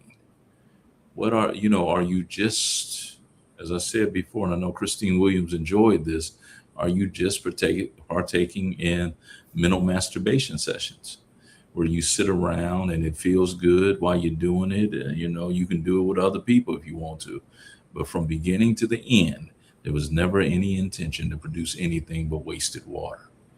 So it's troubling and problematic on probably 10,000 levels. And these are, and let's be very clear about this. These are what Marxists would refer to as the lumpen proletariat. These are the brothers off the block. The Panthers had to rely upon the brothers off the block because nobody else would join them. And I'm talking about Huey and Bobby. So the base were brothers off of the block, but eventually it becomes very clear that they don't possess the skills necessary to run an organization, such as the creation of curriculum, organization, getting things done. These brothers that we saw, and God bless them, what is their level of competency just in life? You get what I'm saying? You're talking about individuals who looked at the camera and said, "No, I do this 24/7." Yeah. As if that's a badge of honor. You're a person who has been, for whatever reason, found themselves ostracized, extricated from mainstream society. We have to have significant logical conversations about who can speak for us, number one. Also, the idea of what is the goal that we're trying to achieve? Because I've yet to come across an understanding of what your goal is. Now, to go out and say, well, we're internationalists and anywhere ICE shows up, well, okay.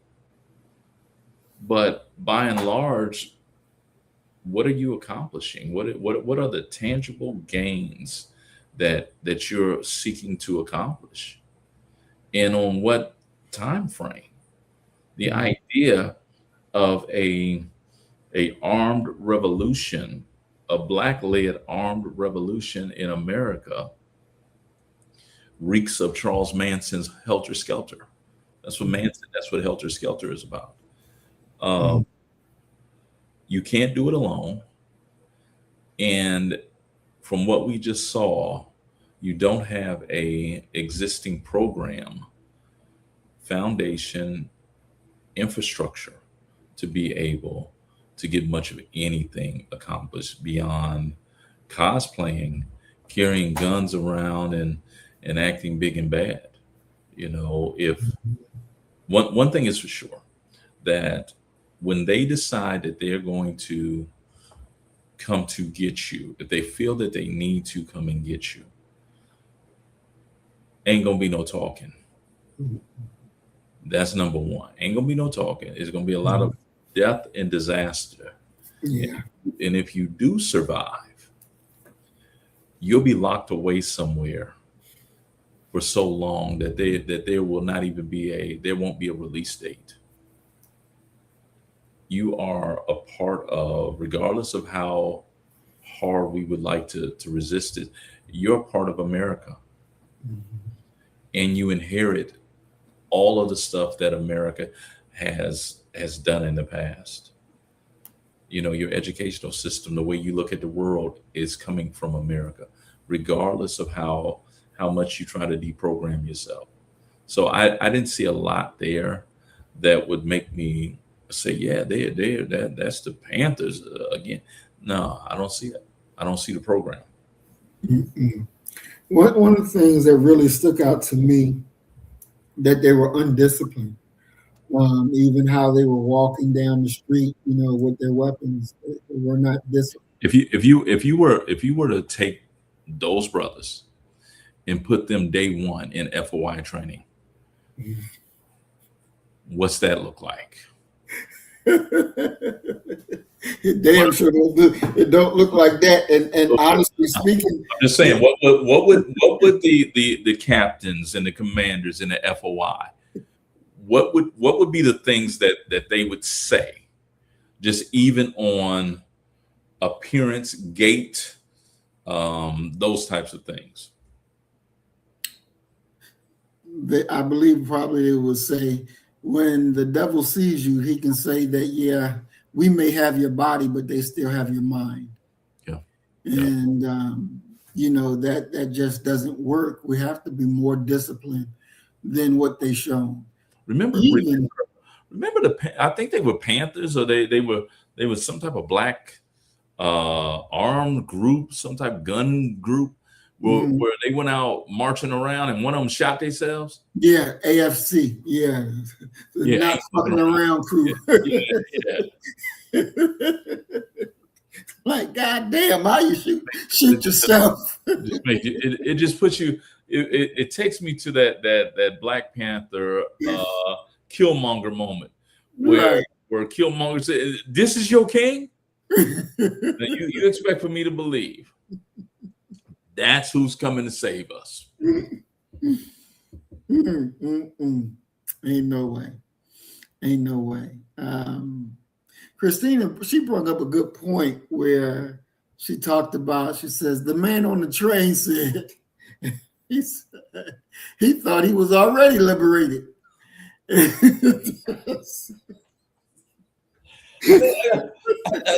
just think that liberation is a sliding scale, and that's just really what it is. There's a way of living in life that one could be experiencing, that living in the projects is a step up. Right. There, it's relative. Hey, it's relative. You might have to very well tell some brothers, no, it ain't supposed to be like that. Right. But it's all relative, man. It's all relative. So I get it. I understand what he's saying. Mm-hmm. Exactly. Then she says, most non-white people think they are free, not realizing racism, white supremacy still exists. Mm-hmm. And I think that there has to be a better way of educating our people on that fact that is real. Because it's like a lot of them don't even understand that is still an issue even to this very day. And definitely, I don't think that the Panthers or the Lions do a good job in educating our people that this is still a reality and show them how this is still a reality. But it takes us all the way back to the question of what is your infrastructure? Mm-hmm. There's and I've talked about this in this space before, the idea of manufacturing consent. There's a reason why the graduates of Notre Dame come out of there pro-life. Mm-hmm. Their religion points them towards that, and everything that they read in that curriculum is going to point them towards that. Mm-hmm. And it's just what it is. So what is your curriculum? How do you install your worldview in your people? And the harsh reality of it as an educator, I can say this with authority. The harsh reality is you don't have the means to do that. Right. You don't even have you can't even call your local high school and say and request to have 30 minutes with the students, because they're going to say, who are you? What do you want? What are you going to say? And that's if it's a black principal. If it ain't a black principal, they're going to just hang up on you. Mm-hmm. Because Exactly. those are their children. Those are their minds that they're going to be molding into the way that they want to mold them. Mm-hmm. And the overarching message that you're going to get from educational institutions has nothing to do with Black liberation. It has everything to do with learning to live and die in America. Mm-hmm. Now, do you want a little prosperity? If you do, this is what you got to do. You got to go get this certificate or this degree. You can work for this company and you can work there for 30 years. Hopefully, you'll save your money and you'll be able to retire by 70. That is life. Exactly. And you know, it's like they bring the reporter in to do the little video and they talking all that and showing all, what if 100 ICE agents show up? Oh yeah, you know, we'll deal with them. You'll be dead. Your organization will be dead. You're not thinking longevity. You're not thinking down that road logically. This is one of the things that I wanted to be a fighter pilot for the U.S. Air Force. I had went and saw Top Gun. Mm-hmm. I'm gonna be Black Maverick, brother. Okay, that was my destiny. All I needed was an F-15 or F-14 to sit in, and I would be the man. Okay, Mm-hmm. so I got some. I used to study and read all the magazines and stuff. I had all the flight simulators and stuff about flying. That was my thing in high school. So I understand some of what the U.S. military can do. Mm-hmm. Being here in Texas, the Lone Star State, they always bannering and talking about, we should secede, leave the nation, this, and that. Now, I asked Texans for just this one concession. If y'all do decide to rebel against the U.S. government, let me know. Because I'm leaving. I'm out of here. Mm-hmm. I'm like, do you really understand that they could shoot a missile from Austin, Texas, and they could say, I had 3 windows in my classroom. They can say, we want that one to go. We want this missile that's been fired over 100 miles away to go through the middle window at this angle, and they can do it. Exactly. So what we gonna do? We going out there with rocks and stuff, and when we see the missile coming, we gonna throw it off its trajectory. Somebody gonna jump up and ride it like we in a cartoon or something? No, you're attempting to go to battle with a nation that no other nation that has ever existed could stand the full brunt of its force. Mm-hmm. And that's saying what we know it can do. And we don't even really know what they can do. They might have a way of killing all right-handed people. And says, all we gonna do is the lefties are gonna be the ones that exist. Mm-hmm. You don't know. And yet we supposed to believe that you walking around here talking tough. The fact that you got a cell phone on you should let you know that they can tell right where you at. Exactly. Get in one of them self-driving cars, mm-hmm. and see if they don't drive you. If that car don't drive your ass straight to Leavenworth. Mm-hmm. They're gonna drive you straight to Building C. And they gonna get you out of there and say, yeah, we got a cell for you, cell 19. That's where you're gonna be at. Exactly. So all of that is posturing and talk. And we've seen it before. The only and it's also one of the things that they rely on and pull on with the Panther legacy that Huey actually shed blood. He actually was involved in a lethal conflict with Officer John Fry, and also a second officer, Herbert Haynes, got shot during that conflict, which leads to Huey's incarceration, the Free Huey campaign, and what have you. How many brothers are in their group that are going to go ahead and, when the police pull them over, are going to step out and have the courage to begin firing? Mm-hmm. That's a Okay. good question. Yeah, I mean, Huey didn't even step out and begin firing. He was in a tussle, and the cop ended up dead. So there should be a re-examination in the new millennium of what it means to be a Black activist and how we win. I thought that it was ironic when they showed the building that they were in.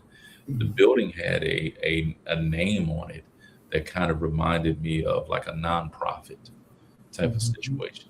So here you are talking about overthrowing the United States government, but your building has been paid for and is being run by government grants.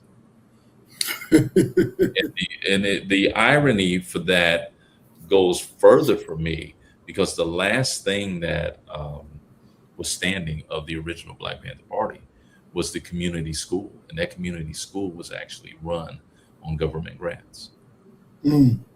So regardless of how we try to be anti-American and resist the system, there's a historical precedent there that in time you will fold. They can freeze you out if they want to. If they deny the grants. If they deny the grants, then what? Y'all done. Because according to bruh, ain't nobody working around here. I do this 24/7. I'm a soldier. Brother, what your kids eating? I'm a soldier, brother. What are you talking about? And we can sit here and laugh about it, but the truth of the matter is that's a real issue that needs to be addressed. Exactly, that is. It definitely is. Yeah. All right, we want to share our last video.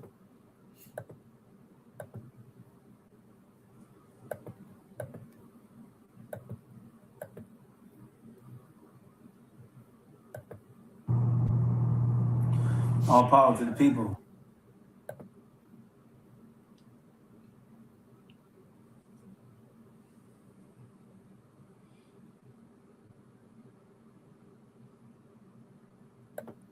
As everyone knows, I'm Paul Birdsong. I got a message from Aaron Dixon today saying that he no longer supports us. That after he gave me orders to make a video saying that him and other members were coming, that he withdrew his support. And that he said that this situation is unimportant to him, even though my comrades have risked their lives and spent thousands of hours of their time and dollars in life standing behind a cause. He said he's going to make a statement saying no one has the right to call himself a Black Panther going forward. I told him to make sure that he put in that statement that he did in fact give us the right to call ourselves that, because I still have the messages where he did, just in case he doesn't. And I put in there also, make sure that you put in there that Emory Douglas did give us the right to wear that emblem, because I still have the messages where that happened too. But as it stands, because of that, because of me and my comrades risking our lives and all the heat that we went under, because of the counter-revolutionary practices, because we don't believe in Black nationalism, like Bobby Seale said in the video that I shared on my page earlier, that Black nationalism is acquiesce to racism, and that we don't stand like that we're internationalists and intercommunalists, just like Huey Newton said. We will no longer identify with this flag. We will no longer identify ourselves as the Black Panther Party for self-defense. We're going to take OG from the town's advice. We're going to take the name that he decided to put out there. We're going to call ourselves the Black Lion Party for International Solidarity. Reason for the international solidarity is because we will stand with the immigrants. We will stand with the people being terrorized for ICE. We will stand with any oppressed people across the world. We will keep feeding every single day, keep offering food every single day. We will keep patrolling the community with guns. We will keep stopping drug dealers, keep stopping sex traffickers. We will keep stopping police brutality. This little plaque that I got, it says Paul Birdsong, and as a Panther says since 2020. I don't regret the work that I've done because it's brought me to this point. But going forward, these Panther patches will no longer be on my uniform. Me and my comrades stand independent.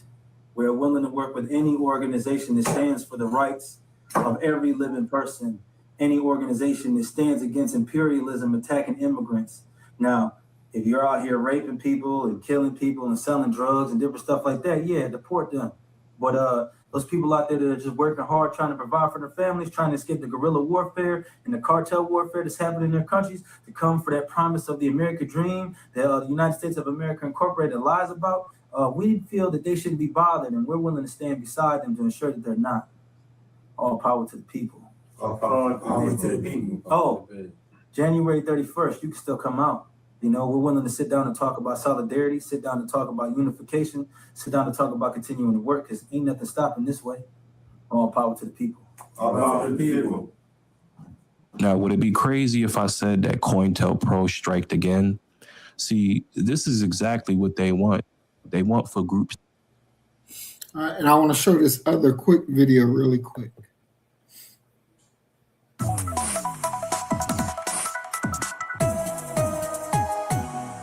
No justice, no peace. No justice, no peace. Their voices are getting louder. Milwaukee is suffering. Black and brown people in Milwaukee are suffering. That time is done. That time is done. They're called the original Black Panthers of Milwaukee. They're vocal at common council meetings, pushing for African-American rights. When I say by any means necessary, if it's economic boycotting, if it's recalling, we'll do all of that. I mean, the insurrection has already started. Here you see the armored vehicle has just moved in. The fighting and the fires in Sherman Park last summer sparked the Panthers' resurgence to the spotlight. Peaceful protesting, marching, singing, "We shall overcome," those times are over. They worked in the past, but we need to change the dynamics now where we have to force the issue. The man in charge is Daryl Farmer, but he prefers the name King Rick. He shared his message with us inside of one of the Panther offices. This is the most segregated city in the United States. Our educational system sucks. And when you have all of these negative things going on in the community, it breeds chaos, it breeds mayhem, it breeds carnage. The Panther protests have been peaceful. But you said sometimes violence is necessary. America was built on violence, wasn't it? Does it need to be continued to be built up by violence? I think what needs to be done is the powers that be, the politicians, the lawmakers, need to change the dynamic so it doesn't happen again. But there's an interesting twist to this story. There is competition from another group called the Revolutionary Black Panther Party. Their members march with guns, armed with nationwide membership. Meantime, the original Panthers are only in Milwaukee. The two groups got into a shouting match at MPS headquarters last month. They have their agenda and we have our agenda. And as long as it's for the betterment of the community, it is what it is. We won't say anything negative against anyone Black in our community if they're not a detriment. Our military mission is to feed, clothe, shelter, train, and defend our people. Dr. Ali Muhammad is the Revolutionary Black Panther leader. He likes any group pushing for racial equality, but would not call King Rick or his local group equal in the Panther community. Is he a true Black Panther? He's a modern day Black Panther, but he has no connection. So he's not a true Black Panther at all. He's not. He's not a true Black Panther. In the 90s, King Rick was a bodyguard to the controversial Milwaukee alderman and fellow Black Panther Michael McGee Sr., and he's a man who knows struggle. Back in 2006, he was busted for cocaine possession. He called it a mistake. He did his time and claims he's now committed to being a force for good. He gave out turkeys at Thanksgiving and presents at Kwanzaa. He's a retired French teacher who is particularly motivated to help young men. We want to direct your anger. We want to direct your displeasure in the right direction. And that comes with education. That comes with jobs. That comes with love. Since we talked to both Black Panther groups, the two leaders recorded this Facebook Live video to say that they are going to work together. Take a listen. I want to reach out to this Black man, say I love you, I respect you. If you need us, we got your back. Both King Rick and Dr. Ali Muhammad both say that their groups need to unite to achieve their goals. Ben Wagner, WISN 12 News. Oh. All right. Thoughts, Doc?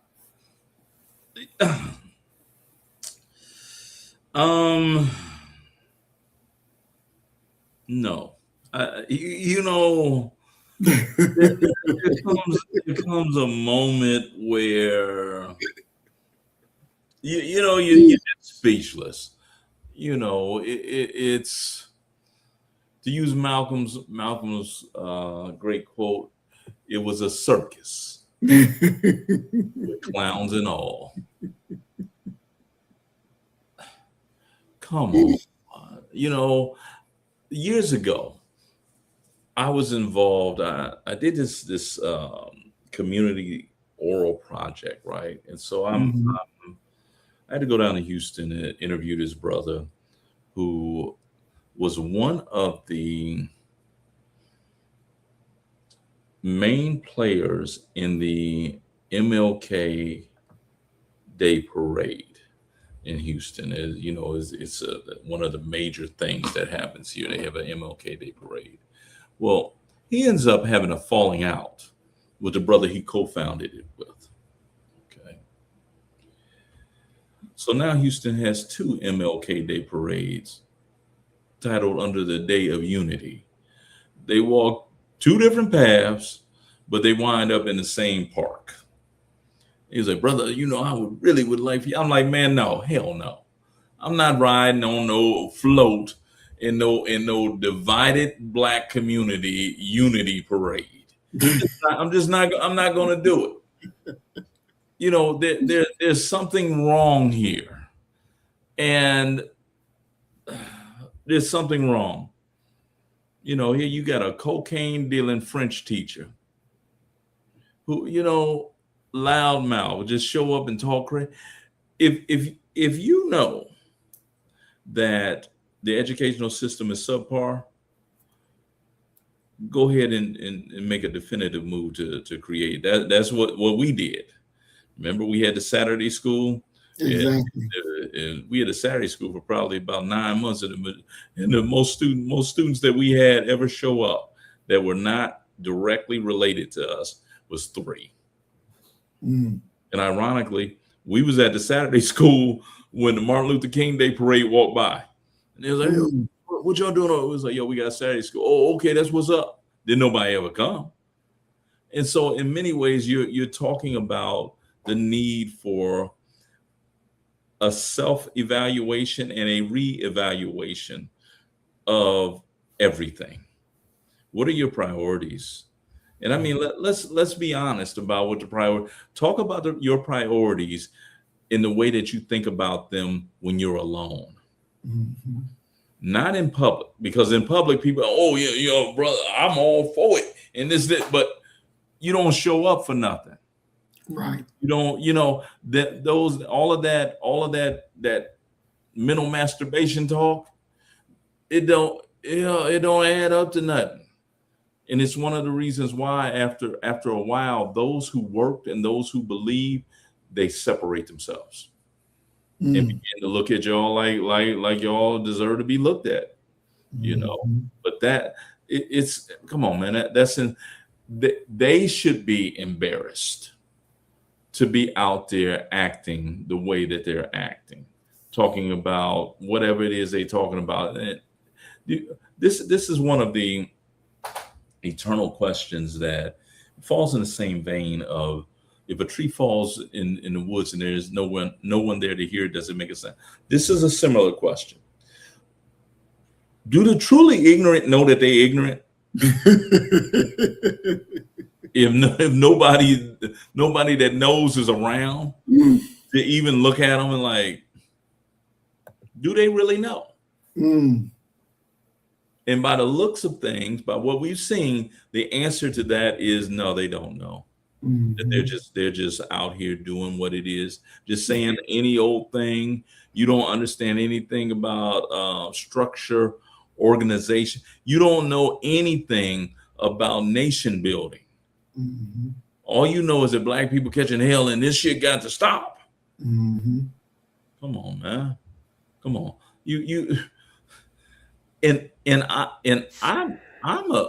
I'm a nationalist. And I look at y'all like, what in the hell are we doing? So I can only imagine what non-nationalist black folk look at y'all like.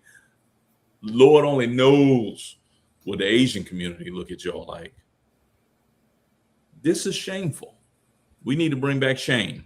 We need to bring back shame. This is just what it is. Let's bring back shame.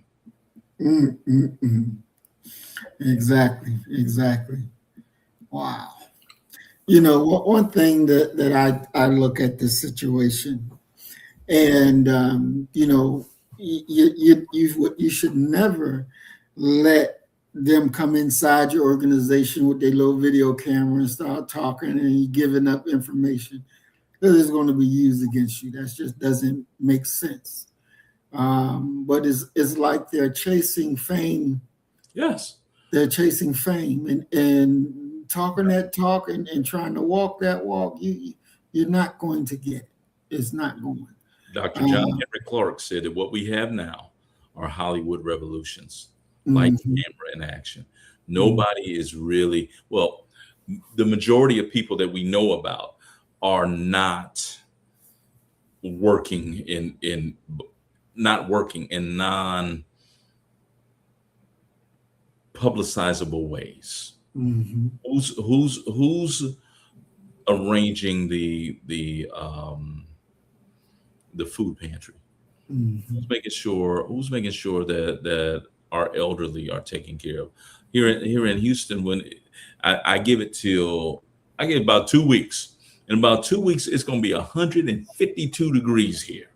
Okay, who's going to check on the elderly to make sure that they're okay, that they have what they need? That's not glamorous, but it's life-saving and life-changing. Exactly. You know, and to make matters worse, it's sort of like this thing that we see every election. These people have told you what you're gonna need to vote. What type of identification? Why do we wait till 3 days before to say, oh, they're trying to disenfranchise? Make sure your people get what they need to be able to vote. Be proactive.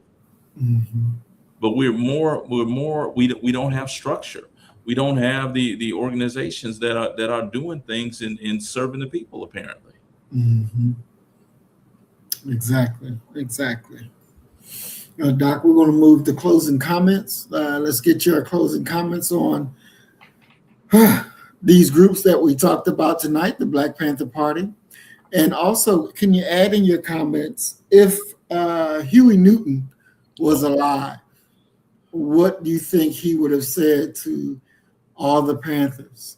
And also give your thinking on this our war on Iran that we find ourselves in right now.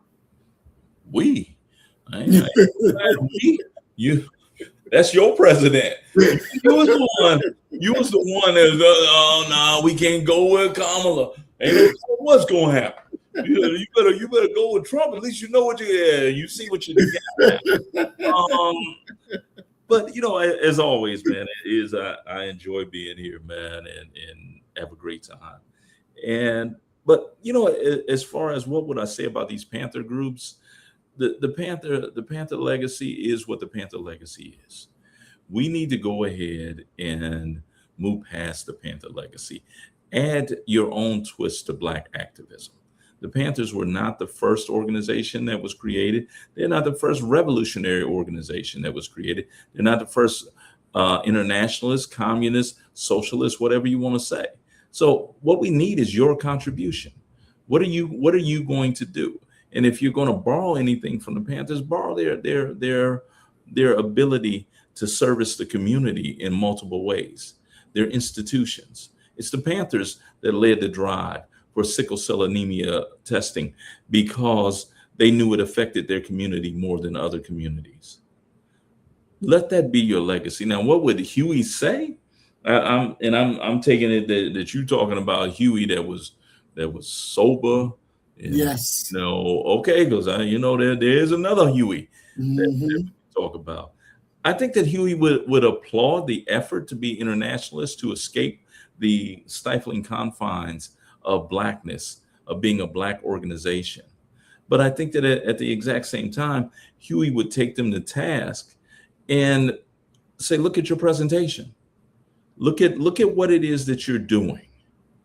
You're offending people. You're turning people off. If you go back and you read Huey's book, Revolutionary Suicide, where Huey is going to talk about the idea of almost giving up on being an activist because he was a part of a campus group, and the name escapes me right now. The group, the Afro-American Association, that was the name of the group, and the leader of it talked harshly to Huey.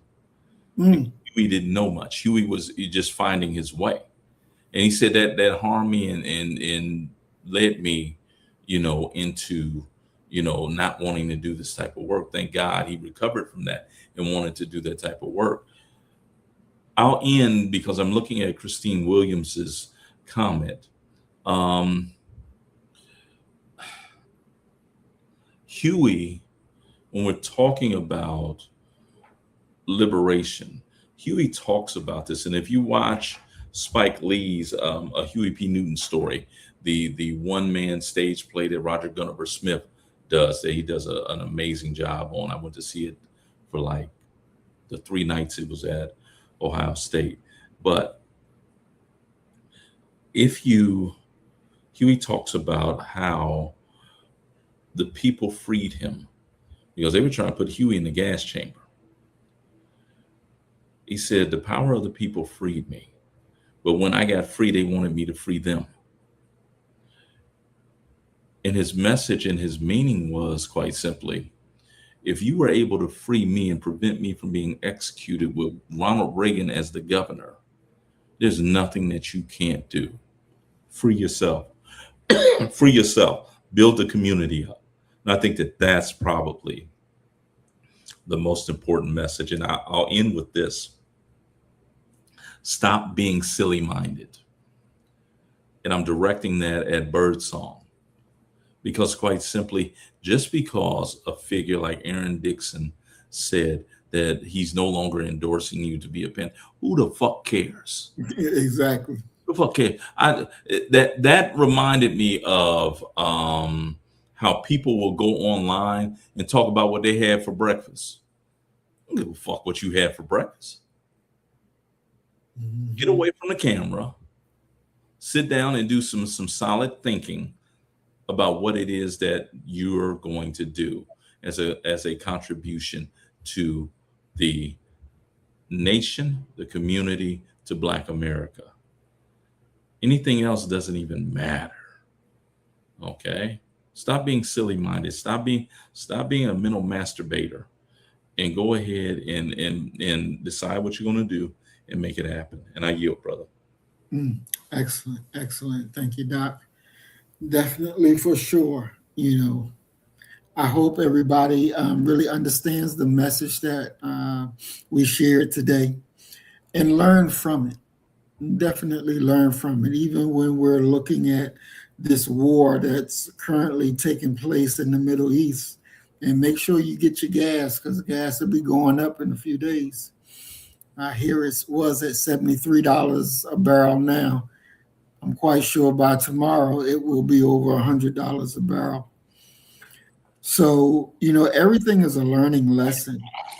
Everything is a learning lesson.